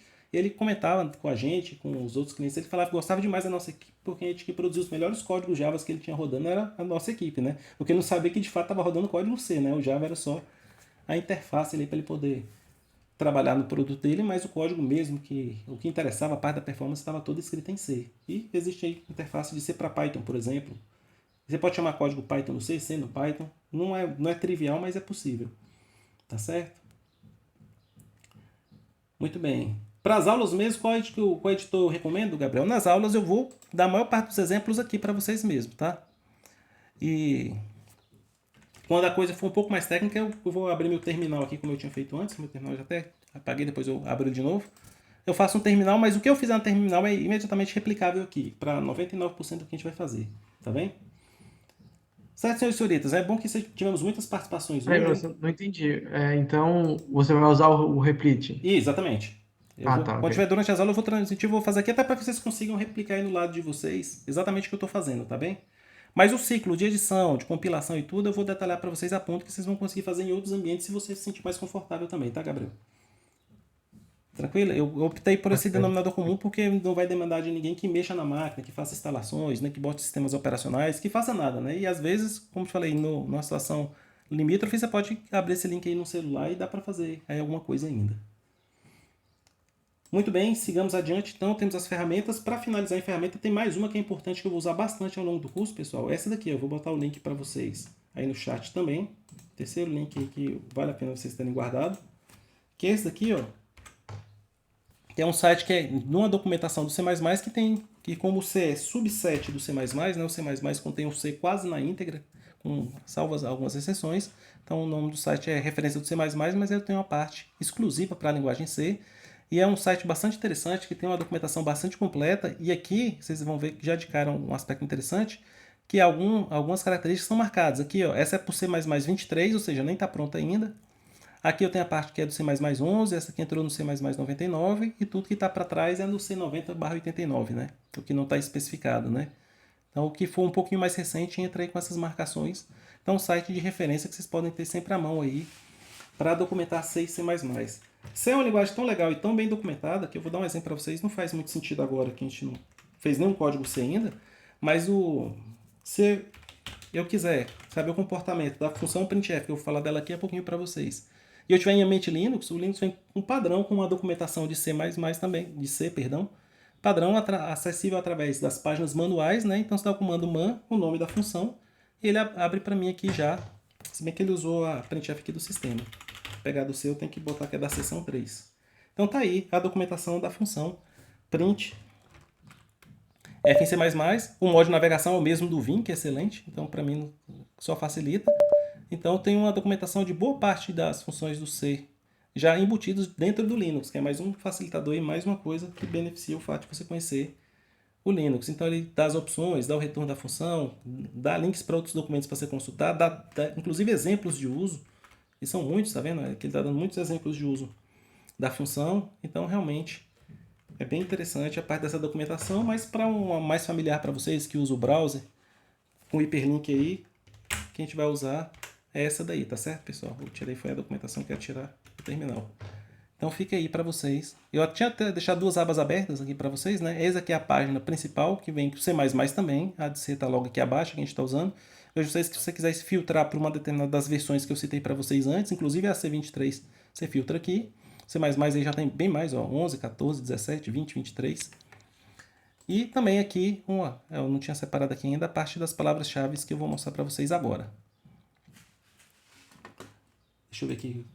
Tá, pensei que alguém tinha me chamado aqui no Teams. Temos mais comentários. Eles usavam o W3 Schools. Eu sei, o W3 Schools é legal principalmente para web, né? Então, para web é legal. Essa aqui é para C. O comando terminal é man, Vinícius. Você bota man e o nome da função na frente. Se porventura não for para documentação do C, porque são 9 sessões de documentação do Linux, por default ele tenta achar melhor, né? Mas quando tem ambiguidade, a parte de programação é a 3. Por isso que eu tinha dado man 3 lá para achar o printf. Agora, o André fez uma pergunta. Programação de jogos? Tem sim, André. Tem algum tempo que a gente não leciona. Inclusive, eu estava na equipe da disciplina de desenvolvimento de jogos, né? Que era uma disciplina conjunta. A gente tinha uma matéria na FGA, uma matéria no SIC, né? No campus da Ribeiro, na música e no desenho industrial. Então, a gente pegava as 4 disciplinas e fazia no mesmo horário.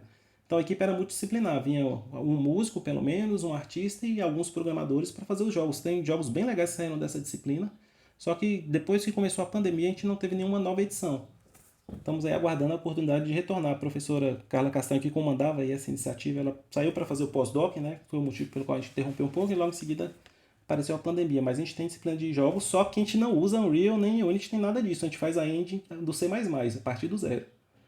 Então a gente, embora você possa usar um engine comercial depois, quando você for trabalhar, a gente parte do zero e a experiência que a gente tem dos alunos que foram depois trabalhar com jogos, a gente tem egressos aí que trabalham na indústria de jogos, ou porque tem empresa, ou porque trabalham em empresas grandes, e eles falam que realmente é benéfico você aprender a fazer a engine primeiro antes de usar uma já consolidada, tá certo? Exatamente, é man mais o que você quiser consultar. Exatamente, Gabriel. Tá certo? Legal, sigamos adiante aqui, pessoal. Uma coisa que eu quero mostrar nessa parte da documentação para vocês é porque a linguagem C é uma linguagem que ela não é a mais fácil para começar, mas é uma linguagem universalmente aplicável, como eu falei para vocês, em jogos, sistemas operacionais, sistemas embarcados. Ela pode ser chamada a partir de outras linguagens, ela pode chamar outras linguagens a partir dela. Então é uma linguagem muito boa de se conhecer, porque ela tem uma aplicabilidade grande, né? E ela é uma linguagem estruturalmente pequena. Ao contrário do C++, que é uma linguagem gigantesca, impossível de aprender, dá para aprender o C tudo. E um subset importante do C, que você vai se virar muito bem, não é muito grande. Então essa primeira parte que eu peguei aqui, que são as palavras reservadas, toda linguagem tem palavras reservadas, são palavras as quais aquela linguagem tem um significado especial que você não pode modificar. E no caso do C, ela é uma das linguagens que tem o menor número de palavras reservadas. Não é a menor, mas é uma das menores. E até os padrões mais recentes eram apenas 32. Tá certo? Então eram 32 palavras reservadas, agora mais recentemente apareceram mais algumas aqui, que estão na sua maioria nessa coluna, a exceção dessas duas aqui. E a ideia é que à medida que o nosso curso for avançando, a gente vai entendendo o significado dessas palavras, e essas que não estão marcadas em verde, a Restrict a gente talvez não entre no método dela, né? Nem da inline, mas as que não estão marcadas em verde, ao fim do curso vocês vão ter conhecido praticamente todas. Então a linguagem é muito pequena, então o jeito de a gente marcar nosso progresso é a gente ter esse... Eu vou até depois fazer uma versão que é editável para a gente fazer nosso checklist, né? Ver quais palavras a gente já viu e qual você já está realmente podendo usar com uma certa segurança. E quando você puder usar essas 32 fundamentais aí, que não estão marcadas em verde, você vai estar usando o C muito bem, né? Essas mais recentes aí, algumas não estão nem prontas para uso ainda, e outras são recursos bem mais avançados que não cabem aqui no curso de APC, mas a gente vai certamente avançar bastante dentro desse conjunto fundamental aí do C++, dessas 32 palavras reservadas principais. Tá certo? E sempre que precisar, a gente volta aí para a documentação. E é muito importante que essa prática de programação, quando você estiver no mercado de trabalho, efetivamente trabalhando, você vai ter acesso à documentação direto ou indiretamente, você vai ter a versão online aqui como a gente está usando, você usa a página man do Linux, você vai ter acesso à documentação, então quanto antes você se habituar a olhar as documentações, você vai ter benefício, porque na prática profissional a gente de fato faz isso. Principalmente quando as linguagens são maiores, como é o caso do Java, do C++, que são linguagens de API gigante, você tem que recorrer à documentação. O C é uma linguagem que até você consegue se virar bem, sem apoio nenhum, porque como eu falei, o core dela é fácil de aprender, né? O núcleo dela ali. Dá para fazer muita coisa interessante com pouca coisa, mas vale a pena você ter um lugar até para continuar crescendo, né? Continuar aprendendo, vendo recursos que às vezes você não domina ainda. Certo, pessoal? Vamos então produzir um código, né? Já falei de ferramenta, já falei de documentação e de tudo, então a gente vai fazer. Olha, nesses últimos minutos que a gente tem na nossa aula, temos aí 25 minutos para finalizar, vai dar tempo de sobra. Partir do mínimo, e eu quero partir de um ponto que é anterior ao ponto mínimo que a maior parte das pessoas partem, né? Você pegar um livro de C e tudo, eles partem desse código que já veio pronto aqui na nossa IDE, mas eu vou simplificar esse código, que é o conhecido Hello World, né? Que é o código padrão que ilustra o início de qualquer tutorial de qualquer linguagem, e eu vou partir de um passo anterior, e a gente vai evoluindo a partir dele, porque mesmo sendo só 6, 7 linhas ali, ele traz muita coisa conceitual, né? Como eu falei, o C não é uma linguagem fácil, porque ela tem toda uma cerimônia a ser respeitada, e se a gente entender, para entender esse elemento aí, às vezes a gente não vai entender nem ainda agora na íntegra toda essa cerimônia, mas se eu for no passo a passo que eu preparei para vocês aqui, eu acho que vocês vão ter uma visão um pouco mais ampla. Tá certo? Vou só olhar aqui o chat uma vez que teve mais. Ele está falando aqui que trabalhar com Unity é bom. Trabalhar com engine comercial, o benefício primeiro que você tem na área de jogos é que fazer um engine dá um trabalho imenso, monstruoso. Não é toda equipe que tem recurso humano e técnico para fazer um engine, né? Então você parte do engine comercial, você leva uma vantagem de geralmente de usar uma ferramenta que já está consolidada, maturada, para você não precisar desenvolver essa parte do código, e sim só a parte específica do seu jogo, né? Tá certo? Mas a gente tem que saber como é uma engine feita, justamente até para caso você precise fazer uma melhoria, fazer uma extensão numa das engines comerciais, você sabe até por onde começar.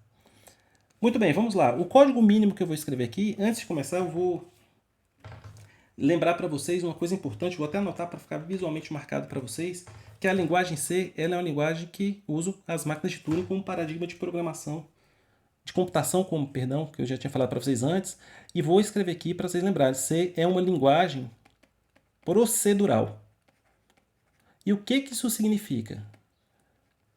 Se a gente tem um paradigma que você assume de computação, que é o caso das máquinas de Turing, a linguagem procedural aqui significa que esse é o paradigma de organização do código. Então isso significa o quê? Que o procedimento computacional, eu vou escrever só o procedimento aqui, mas podem ler procedimento computacional, o procedimento é a unidade básica organizacional do seu código. Eu fui falar uma coisa, acabei escrevendo outra aqui, né? Unidade básica de organização do seu código, tá certo? Opa, travou aqui um pouquinho meu editor. Espero que não tenha travado a aula. Destravou. Organizacional dos códigos. Então, é interessante que isso mostra como os códigos C são organizados. Então, um código C ele é organizado em procedimentos. Então, quando você vai escrever um código C, você inevitavelmente vai escrever pelo menos um procedimento. E a gente viu na quarta-feira que um procedimento computacional é uma sequência de comandos ou instruções. Eu já falo um pouquinho mais sobre isso. Que a gente vai dar ao computador e a gente vai organizá-los em procedimentos. Sabe que um procedimento computacional ele pode terminar ou não, ele pode vir a ser uma heurística ou um algoritmo, mas a ideia é que em C a gente vai tudo é procedimento. Então a gente vai começar, tem que escrever pelo menos um procedimento, e um procedimento ele vai ter estruturalmente um nome, esse procedimento vai ter um nome, ele vai ter uma listagem de parâmetros, que vai estar entre parênteses, aqui vão ser os parâmetros, que são os valores da entrada para você dar o ponto de partida do seu procedimento, e ele vai ter um bloco com... Eu vou escrever comandos aqui, pessoal, por falta de uma palavra melhor. Na verdade, o termo técnico, para que vocês saibam, esse aqui é chamado statement. O que acontece? Esse termo técnico do C para os elementos que seria o nosso comando, entre aspas, é statement. Só que statement, a tradução seria declaração, e declaração em C tem outro significado. Comando, em linha de comando Linux, tem outro significado. E instrução também tem outro significado, são as instruções assembly, né? Então é uma palavra meio difícil de traduzir, porque as traduções possíveis barram em coisas que já têm em português outra conotação, né? Mas a ideia é que você vai abrir um bloco que começa numa chave e termina em outra chave, e nesse bloco você vai ter uma sequência, como falei assim, tomar uma liberdade didática aqui de chamar de comandos, ou de instruções também, até porque o conceito de instrução a gente não vai entrar no nosso curso aqui mesmo, então nesse momento não há perigo de ambiguidade.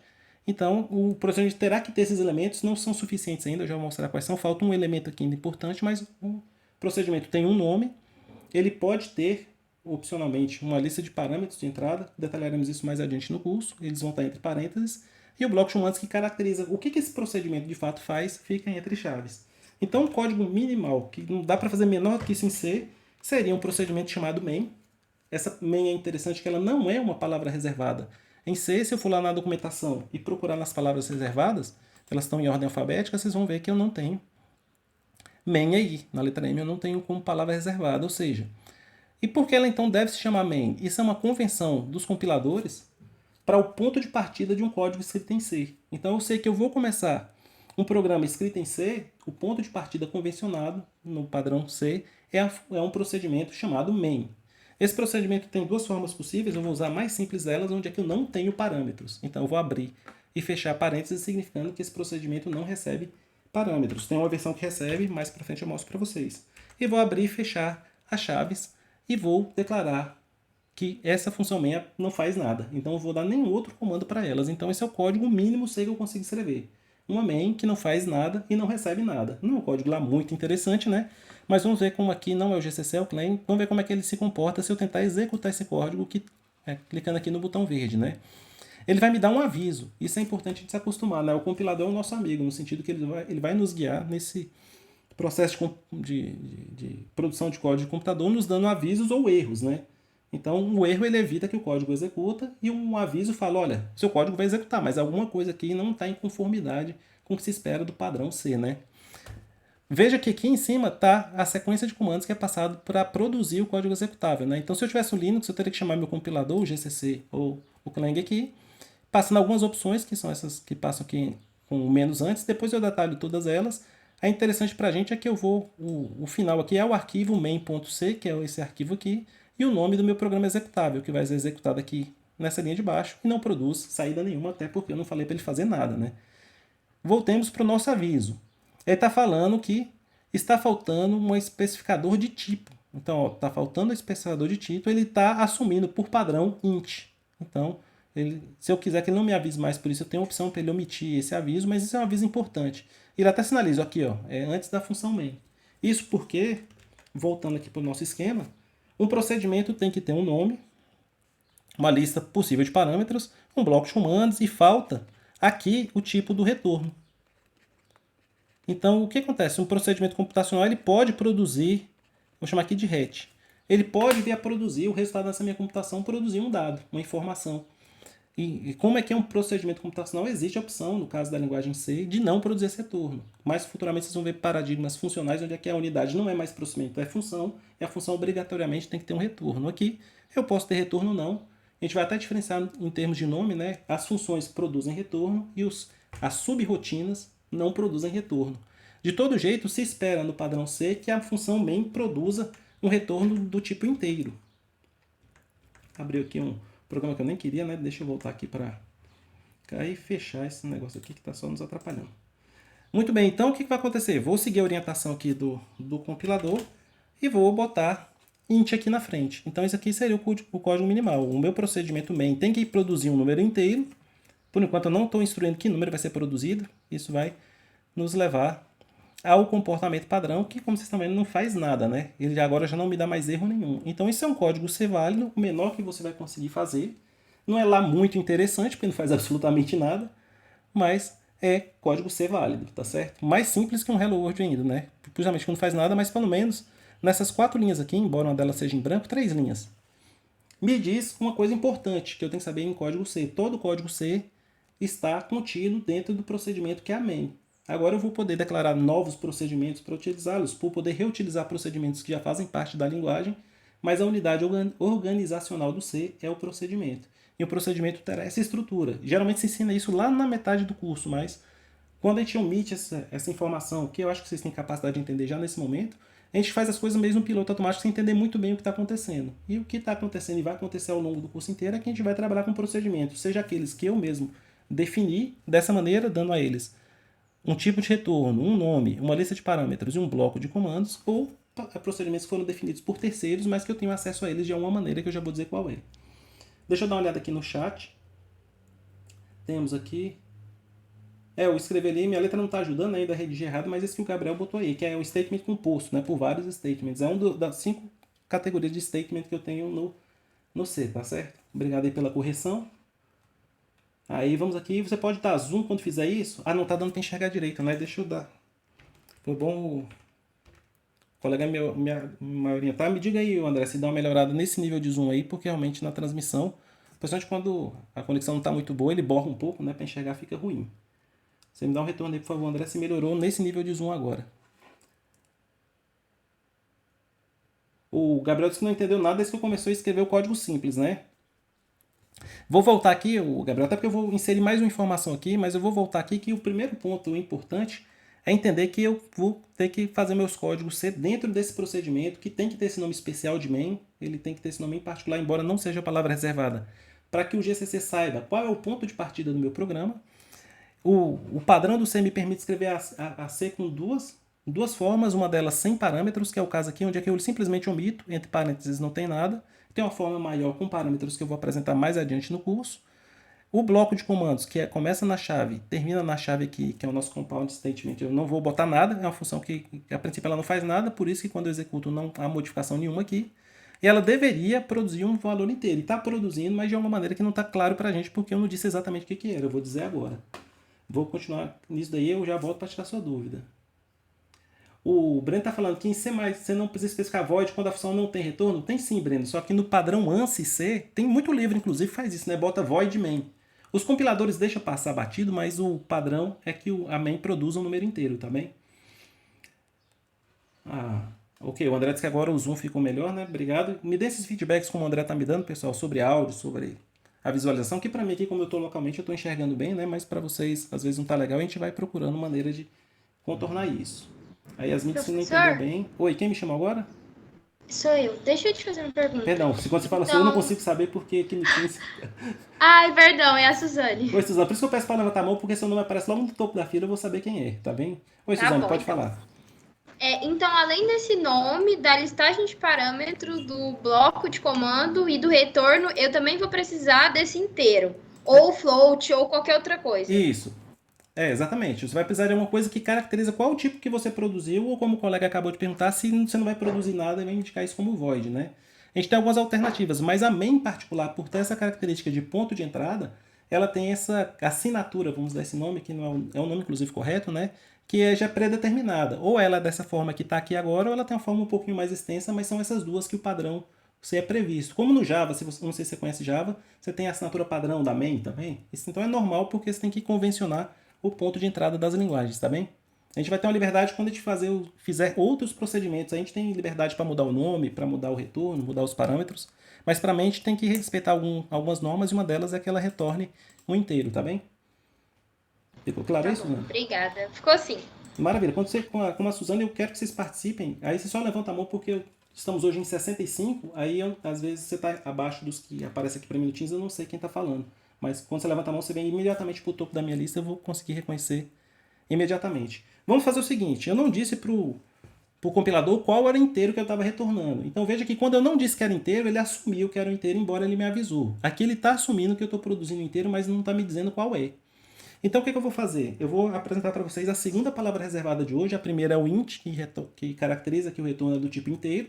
E a segunda palavra reservada é a que encerra um procedimento com aquilo que ela produziu. Então eu vou usar a palavra return, o retorno, para falar, meu procedimento se encerra aqui nesse ponto, devolvendo, produzindo esse dado. Então eu vou retornar um número inteiro. E um número inteiro aí que não tem segredo comum, bem conhecido, é o número 1. Todos os statements, aqui agora é um statement de salto, que a gente chama, né? Um tipo, mas isso não é importante agora, é importante que eles são finalizados por ponto e vírgula. Fora o composto, que é o bloco, todos eles terminam em ponto e vírgula. Então, se eu omitir, por exemplo, por esquecimento, esse ponto e vírgula, o compilador vai me sinalizar agora um erro. Ele está esperando um ponto e vírgula após o statement aqui do return, tá vendo? Ele até bota uma setinha verde aqui me sinalizando, aqui está faltando um ponto e vírgula. A sugestão é, coloque o ponto e vírgula lá. Coloquemos. Agora eu estou sinalizando que eu tenho um programa simples demais a conta. Ele começa o programa, retorna 1. Ele acaba já retornando 1. Rodo de novo. Aí me vem essa mensagem que ele saiu com status 1. Falei, interessante. Então quando eu rodar um programa que retorna 1, vai aparecer saída 1. E se eu retornasse 2? O que vai acontecer? Vou lá, de curiosidade, e retorno 2. Legal. Não parece muito interessante, mas número inteiro, será que vale o negativo? Vamos botar menos 3. Retornou 253. As coisas já começaram a ficar mais interessantes, né? Eu não retornei menos 3 aqui. O que está acontecendo para ele retornar 253? Então são coisas interessantes aí que a gente vai naturalmente detalhar ao longo do curso, mas a gente está vendo aqui que a pergunta que eu quero fazer para vocês agora, que vocês reflitam rapidinho aí, alguns já sabem a resposta, mas nem todos, mas só para a gente refletir. Eu executei o programa. Ele está produzindo um dado, o 1, o 2 e o menos 3, que por algum motivo ele traduziu para 253. Ele está retornando isso para quem, se o programa acabou? De quem é interesse saber esse número inteiro que está sendo produzido pelo meu programa? Essa é a primeira pergunta para vocês pensarem aí. Enquanto vocês pensam, eu experimentei aqui, sem saber muita coisa, sem dar muito detalhe. O 1 e o 2 saíram números positivos. Eu experimentei o menos 3. Vou experimentar um número interessante. Vou colocar 1000 aqui. Ó. E olha o que vai acontecer. O 1000 ele vai me retornar 232. Aí você fala, pera, esse negócio está muito louco. Eu estou botando os números aqui que não está acontecendo. E de número inteiro interessante que eu ainda posso experimentar é o 0. Vou botar 0. E nesse caso ele não me retorna nada. Olha só que coisa interessante. Então o que está acontecendo aqui, pessoal? Olha que situação interessante. Já aqui, por isso que o linguagem C é uma linguagem muito sofisticada, porque mesmo um programa muito simples, ele traz uma série de informações aí ligeiramente sofisticadas, mas que vocês vão conseguir acompanhar comigo. A ideia é que quando você executa um programa, o interessado no retorno dele é o sistema operacional. O André levantou a mão e já te passa a palavra, André. Então, quando você executa um código, o sistema operacional espera um retorno desse seu programa, qualquer um que seja. Então, quando você executa um programa no seu terminal de comandos, que é o que está fazendo aqui no meu lado direito, é o equivalente no meu terminal do Linux, eu executo o programa com ponto barra aqui. Eu acho que aqui eu tenho algumas funcionalidades de terminal, tá vendo? Eu tenho esse comando aqui, ls, que é o de list, é para você listar quais são os arquivos aqui. Eu acho, tomara que ele tenha o cat aqui, nem ponto .c. Tem, ó, excelente. O comando cat manda você imprimir o conteúdo de um arquivo no seu terminal. Ele imprimiu o código que é esse daqui mesmo, tá vendo? Então esses são todos comandos que são programas. E o que é interessante? No caso do ls aqui, voltemos a ele. Quando eu executo o ls, ele faz uma tarefa que é listar os arquivos no diretório onde é que o terminal está agindo, e ele retorna o terminal sem outra informação senão aquilo que eu queria saber, que são os arquivos, porque ele conseguiu executar com sucesso. Quando o programa faz o que ele se propõe a fazer, o sistema operacional espera que o código de retorno seja igual a 0. E você pode saber qual foi o código de retorno do programa usando esse comando aqui. O echo é um comando que manda você imprimir alguma coisa no terminal.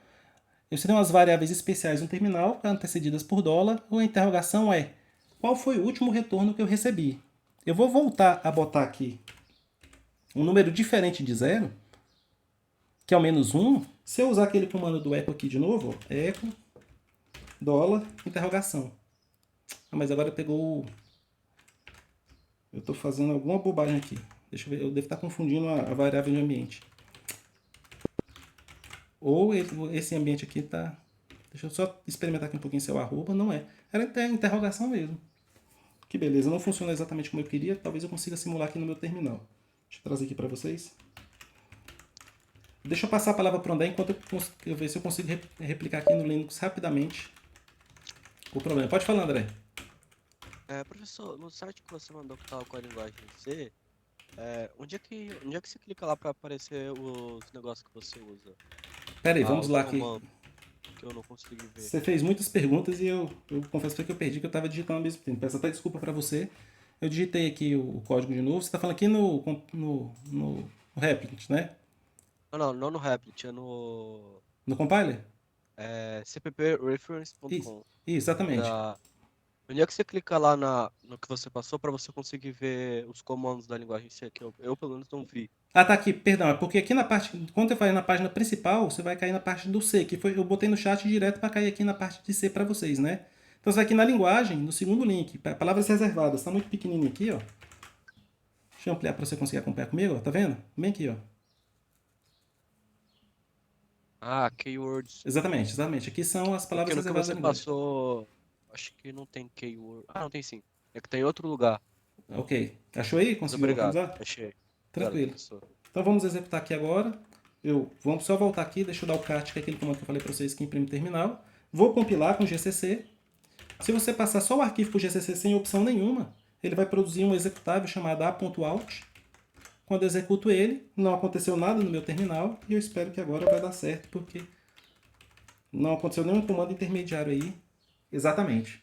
É porque aquele ambiente ali da web, ele deve rodar alguma outra coisa que a gente não está vendo e ele muda o valor de retorno. Então veja aqui, quando eu pergunto qual foi o valor de retorno do último programa que eu executei, que foi o a.out que eu produzi a partir desse código main.c. Olha, o retorno foi 1. Ok, se eu perguntar de novo, aí agora ele me retorna 0, porque agora foi o retorno do eco. Vou rodar meu programa de novo. A gente sabe que o resultado dele é o 1. Mas se antes de fazer essa pergunta eu rodo o ls, aí naturalmente volta a ser 0 porque o ls rodou com sucesso. Se eu tentar, por exemplo, fazer uma remoção de um arquivo que não existe, arquivo.txt, esse arquivo não existe nesse diretório. Então, o código de saída foi 1, um código de erro. Então, no Linux, se espera que um executável que faça a sua tarefa corretamente retorne 0, e se ele retornar qualquer outro valor que não for 0, se imagina que houve algum erro de execução. Aí a documentação do programa pode usar diferentes números inteiros para sinalizar diferentes falhas em potencial, e você pode consultar a documentação e falar, opa, ele saiu algum erro 1, foi por esse motivo, o erro 2 foi por aquele motivo. Isso não justifica ainda, deixa eu replicar outra coisa que eu fiz lá no site, vou aumentar também aqui o zoom para vocês um pouco, porque ele estava retornando um número estranho, né? Quando eu retornava, foi o -3 que eu usei, né? -3, vamos compilar de novo. O Linux tem essa facilidade aqui, eu vou voltando para cima na setinha, ele vai voltando os comandos que eu já executei. Vou rodar o a.out. Aqui não produz aquela saída lá que a web produz, mas quando eu pergunto o que foi o retorno, ele também me diz que foi 253. Isso porque o sistema operacional espera que esse valor numérico, que não seja o 0, seja um número inteiro no intervalo de 1 a 255.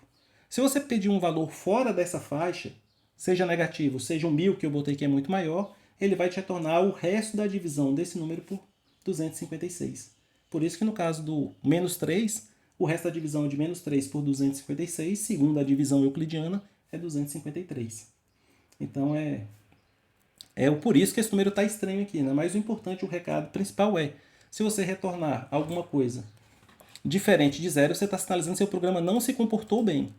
Retornou 0, eu volto o 0 aqui, você vai ver que ele vai me dar uma saída sem nada, porque de fato eu não pedi para ele fazer nada, e o 0 significa que não fazer nada, ele se comportou bem, e o sistema operacional não precisa se preocupar, porque aquele programa fez a tarefa que ele tinha se proposto a fazer, tá bem? A Vitória tinha perguntado se era após a tabela ASCII. Não, na verdade eu não tive sua pergunta, Vitória. Peço perdão, e a resposta é essa que eu acabei de dar, né? É porque o sistema operacional se restringe a receber o retorno entre 0 e 255, tá certo? Em um único byte, né? Que são 256 valores positivos, na verdade 255 positivos e o 0. Para finalizar aqui o Hello World que vocês tanto veem, pessoal, qual é a ideia? Se eu ficar restrito só às palavras reservadas de C, eu não vou conseguir fazer programas muito interessantes. Porque para fazer programas mais interessantes eu vou precisar de coisas mais sofisticadas, cujas as rotinas dependem de recursos bastante avançados e não dá para me explicar para vocês ela agora, nesse instante. Mas o que acontece? Eu posso me valer de procedimentos que outros escreveram que fazem tarefas que, como eu falei, são relativamente importantes, mas sofisticadas, como, por exemplo, imprimir uma mensagem no terminal. Para você imprimir uma mensagem no terminal, você precisa interfacear com o sistema operacional, você tem que saber que sistema operacional você está, qual é a natureza do terminal, que tipo de comando faz isso, você tem que mandar uma instrução para o kernel, então é bastante sofisticado. Não que vocês não vão poder fazer isso em breve, mas na primeira aula não.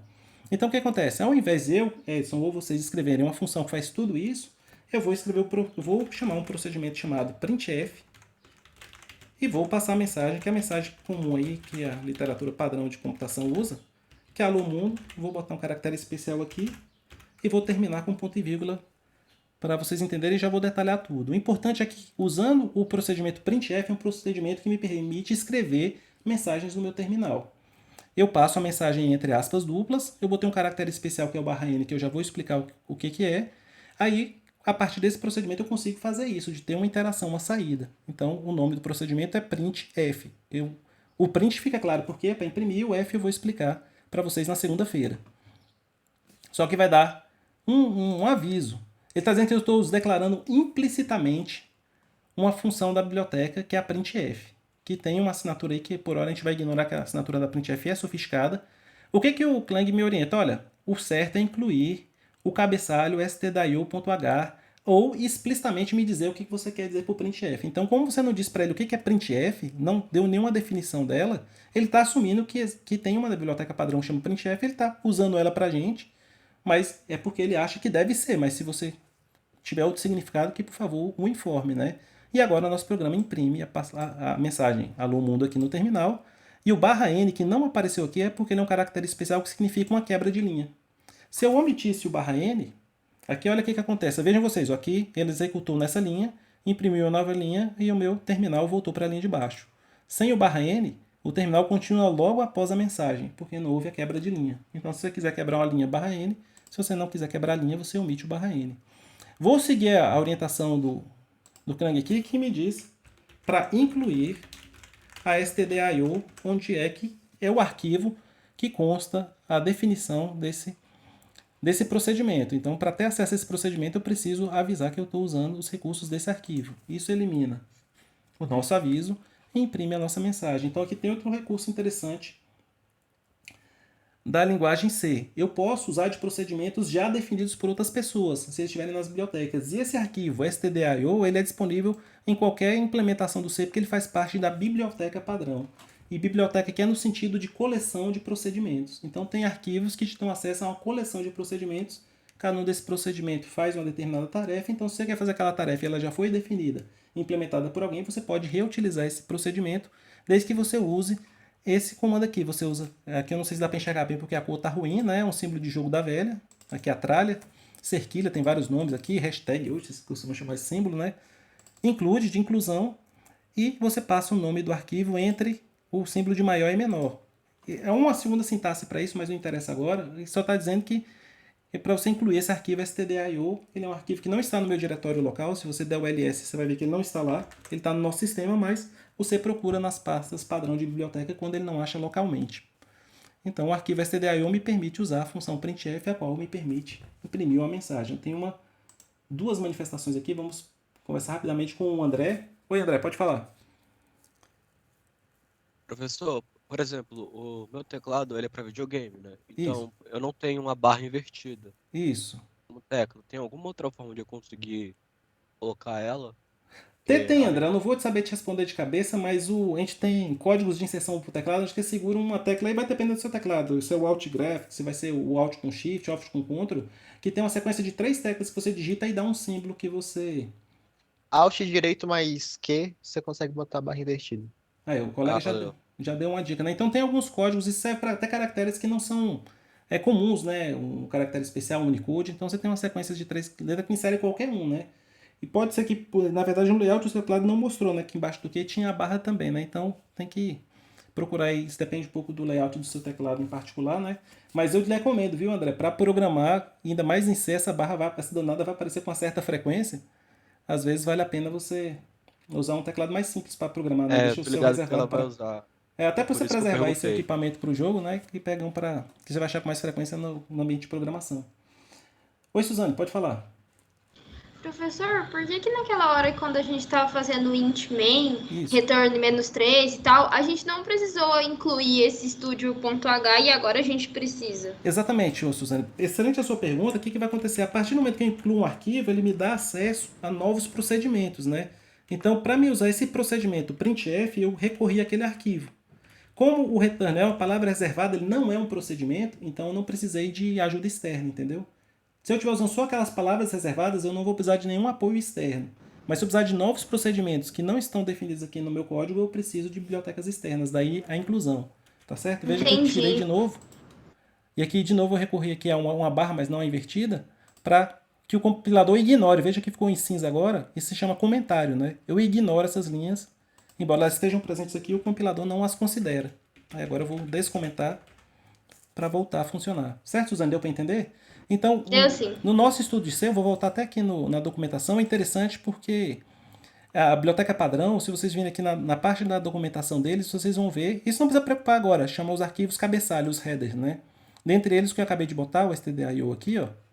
Então, esses aqui são os que foram definidos na linguagem padrão. Qualquer compilador de C vai aceitar esses daqui. Veja que não são muitos, o que é legal. Se você for na biblioteca padrão do Java hoje, passa de 10.000 classes, né? E aqui você tem aqui um conjunto de 20 e poucos arquivos, 30 talvez, que trazem funcionalidades interessantes, mas são poucas. Na prática, você vai saber de cabeça a grande maioria deles, e outros, se você esquecer, você vem aqui e consulta, né? Mas o primeiro deles é esse arquivo, ele tem esse nome em particular porque no C quase tudo é contração, né? STD é de standard, né? De padrão, I/O de entrada e saída. Tá certo? Pode falar, Suzane, você quer completar? Ah, não, só esqueci de abaixar a mão, perdão. Não, sem problema, que eu pensei que você ia fazer um complemento, né? Obrigado pela participação. Então, a ideia aqui, esse é o arquivo que vocês vão achar exatamente nessa forma como o exemplo básico de programa em C, né? Que é o Hello World, é famoso em todas as linguagens, que imprime essa mensagem aqui já consolidada no seu terminal, né?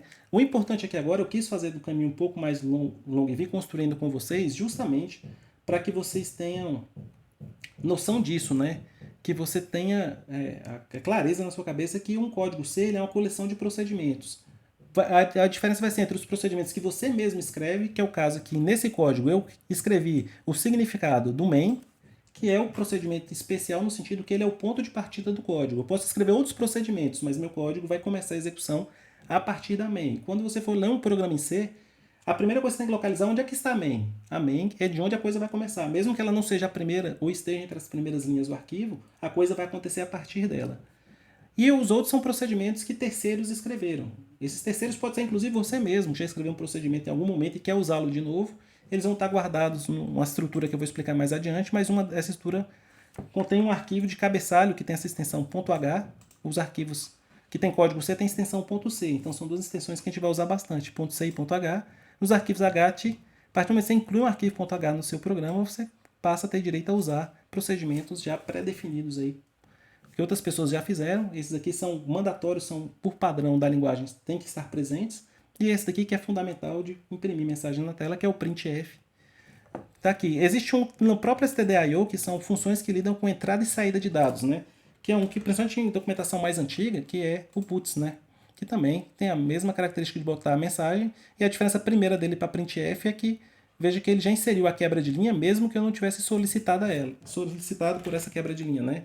Na printf, ele só quebra a linha se você instruir com o caractere especial /n. Certo? O pessoal está aqui discutindo a questão do layout do colega, né? Que é um layout de jogos. Tá certo? É interessante, André, eu vou até contar a última história aqui interessante que você me lembrou. E a gente finaliza por hoje, que de novo, eu já me empolguei, a gente já passou o tempo de novo, peço perdão para vocês, ficam gravados aí para quem precisou sair antes. A gente vai partir dessa base na semana que vem para começar a entender um pouco melhor como é que a gente pode construir nossos procedimentos, e o primeiro entendimento que a gente ter diz respeito justamente ao retorno do procedimento, que é quais são as opções que eu tenho para retorno, quais são os tipos de dados. Alguns colegas já citaram uns aí, porque eles já conhecem de outras linguagens do próprio C, e eu vou detalhar quais são hoje que a gente tem direito e como é que a gente faz essas declarações. Então a gente vai aprender mais umas 8 palavras reservadas. Hoje a gente finaliza com 2. Esse include aqui, eu vou voltar nele mais adiante detalhando, ele não é palavra reservada. As que são é o retorno e o int. As duas primeiras das 32 que a gente vai aprender, né? E o recado pro meu colega André, e os colegas que estão discutindo aqui, a gente viu que é bom que vocês gostem de jogos, porque jogos em software, quem gosta de jogos vai conseguir fazer essa ponte, né, de desenvolver jogos. Você desenvolve muito porque é uma disciplina dificílima, né? Porque envolve quase tudo da área de engenharia de software. Então, se você aprender a desenvolver jogos, você vai aprender muita coisa, né? Mas veja que gostar de jogar não é a mesma coisa que gostar de programar um jogo. São coisas bem diferentes, embora seja o mesmo objeto, né? Então, 2 recados que eu deixo para vocês, da experiência que eu tive ainda na época que eu era professor em faculdade particular. Vou contar um milagre, não Santos, nem instituição, mas foi experiências muito interessantes que eu tive. E uma delas foi a única vez que eu decepcionei um aluno claramente. Coitado, ele estava muito empolgado. Eu era professor do 7º período de um curso de 8 e eu dava aula de computação gráfica. E ele veio muito animado, sentou na primeira fila, botou o material tudo direitinho, sentou ereto, pronto para a aula. E quando a gente estava se apresentando, as primeiras conversas do curso, eu pedi que ele se apresentasse, ele fez questão de tomar a palavra e falou que estava ansioso, desde que ele viu a grade curricular, de cortar para computação gráfica, porque ele sempre teve muito interesse em aprender a usar o Photoshop, né? Eu falei, meu filho, que tristeza, né? Eu, infelizmente, tenho que te decepcionar, porque eu não tô aqui para te ensinar a usar o Photoshop. Ele falou, mas como o nome da disciplina é computação gráfica? Eu falei, eu tô aqui para te ensinar a programar o Photoshop. E, naturalmente, foi uma decepção tamanha pro pobre do aluno, né? Que pena, mas tive que ser franco com ele, né? No curso ali, a gente não tava para usar uma ferramenta, a gente estava aprendendo como é que a gente escreve, em termos de código, essas ferramentas, né? E o outro foi um aluno do segundo período, que também muito fã de jogos digitais, né? Ele chegou cabisbaixo, ele foi meu aluno calouro, e no segundo semestre ele me encontrou no corretor e falou, professor, acho que eu vou ter que trancar o curso. Eu falei, rapaz, mas você foi bem, fez bem a disciplina. O que está acontecendo? Ele falou, não, o curso eu tô até gostando, eu tô conseguindo ir bem nas matérias, mas esse negócio de estudar tá me atrapalhando jogar, né? Então eu vou ter que largar isso daqui porque começou a me atrapalhar, muita disciplina, muita aula, muito trabalho e eu não tô conseguindo mais jogar o tanto que eu gosto. Então você vê como é que é a situação, né? E eu, naturalmente, não pude deixar de me divertir e rir com ele daquela situação, que aí o dilema que ele estava passando naquele momento, né? À medida que se avançar em um curso de engenharia com tantos créditos, infelizmente, André, você vai passar por um momento da sua vida que você vai ter que abrir mão, infelizmente, aí do seu gosto primeiro, pelo menos momentaneamente, aí para conseguir finalizar o curso, né? Tá certo. Programar o Photoshop é um trampo legal, viu, Pedro? Inclusive, eu tive a oportunidade de programar coisas parecidas com plugins do Photoshop profissionalmente, né? Eu trabalhava com impressora térmica e a gente tinha que escrever alguns plugins que é equivalentes aos plugins do Photoshop ali para poder manipular as imagens, né? Para poder botar os logos dos clientes ali. Foi um trabalho bem legal, né? Então foi uma experiência bem interessante. A Vitória dizendo que vai trabalhar com os futuros, arrebento poder dizer isso, exatamente. Na vida da gente, né, do ser humano, tem aquele tripé, né, pessoal? A gente tem tempo, saúde e dinheiro e dificilmente você tem os três, né? Quando vocês estão jovens, você tem bastante tempo, tem muita saúde e falta o recurso financeiro para aproveitar como vocês gostariam, né? Agora vocês continuam tendo muita saúde, né? Por fato de estar estudando, vai começar a gerar finalmente a questão financeira, mas vocês não vão ter mais tempo. É o que vai acontecer, né? E quando você terminar a sua carreira profissional, vai ter dinheiro suficiente para fazer o que quiser, que vai faltar é a saúde. Então é triste demais da conta, mas é verdadeiro, né? Pro colega que gosta de jogar, se você pegar a minha biblioteca que eu tenho aqui de backlog de jogos que eu acumulei ao longo da minha vida aqui, deve dar uns 3, 4 mil títulos e hoje eu não consigo jogar um. Meu menino vai fazer a festa, né? Que ele tem tempo de sobra aí, tá com 10 anos. Mas eu mesmo acumulei isso tudo, hoje posso comprar qualquer console, qualquer jogo, não tenha tempo para sentar para fazer isso. Então fica aí esse dilema aí para vocês se divertirem. Então, para finalizar os últimos recados, peço desculpa de novo por ter me estendido com vocês aqui, né? Muita matemática, Pedro, pode ter certeza. A parte gráfica é literalmente matemática. É bem legal. Aqui o André precisou sair. Perdão, André, peço desculpa por ter me estendido, mas porque, de novo, eu gosto de ficar dando aula aqui. Se deixar, a gente vai embora, né? Pedi desculpa para vocês uma última vez.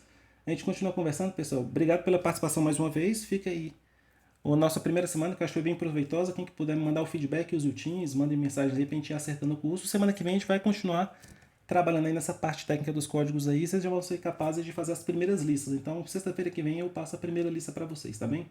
Obrigado, pessoal. Perdão mais uma vez. Vou finalizar aqui a gravação que eu estava fazendo. Daqui a pouquinho ela vai estar disponível lá no YouTube. Bom fim de semana para todos vocês e nos vemos novamente na segunda. Obrigado, professor. Falou. Valeu, obrigado. Bom fim de semana. Mas, professor. Obrigado, pessoal.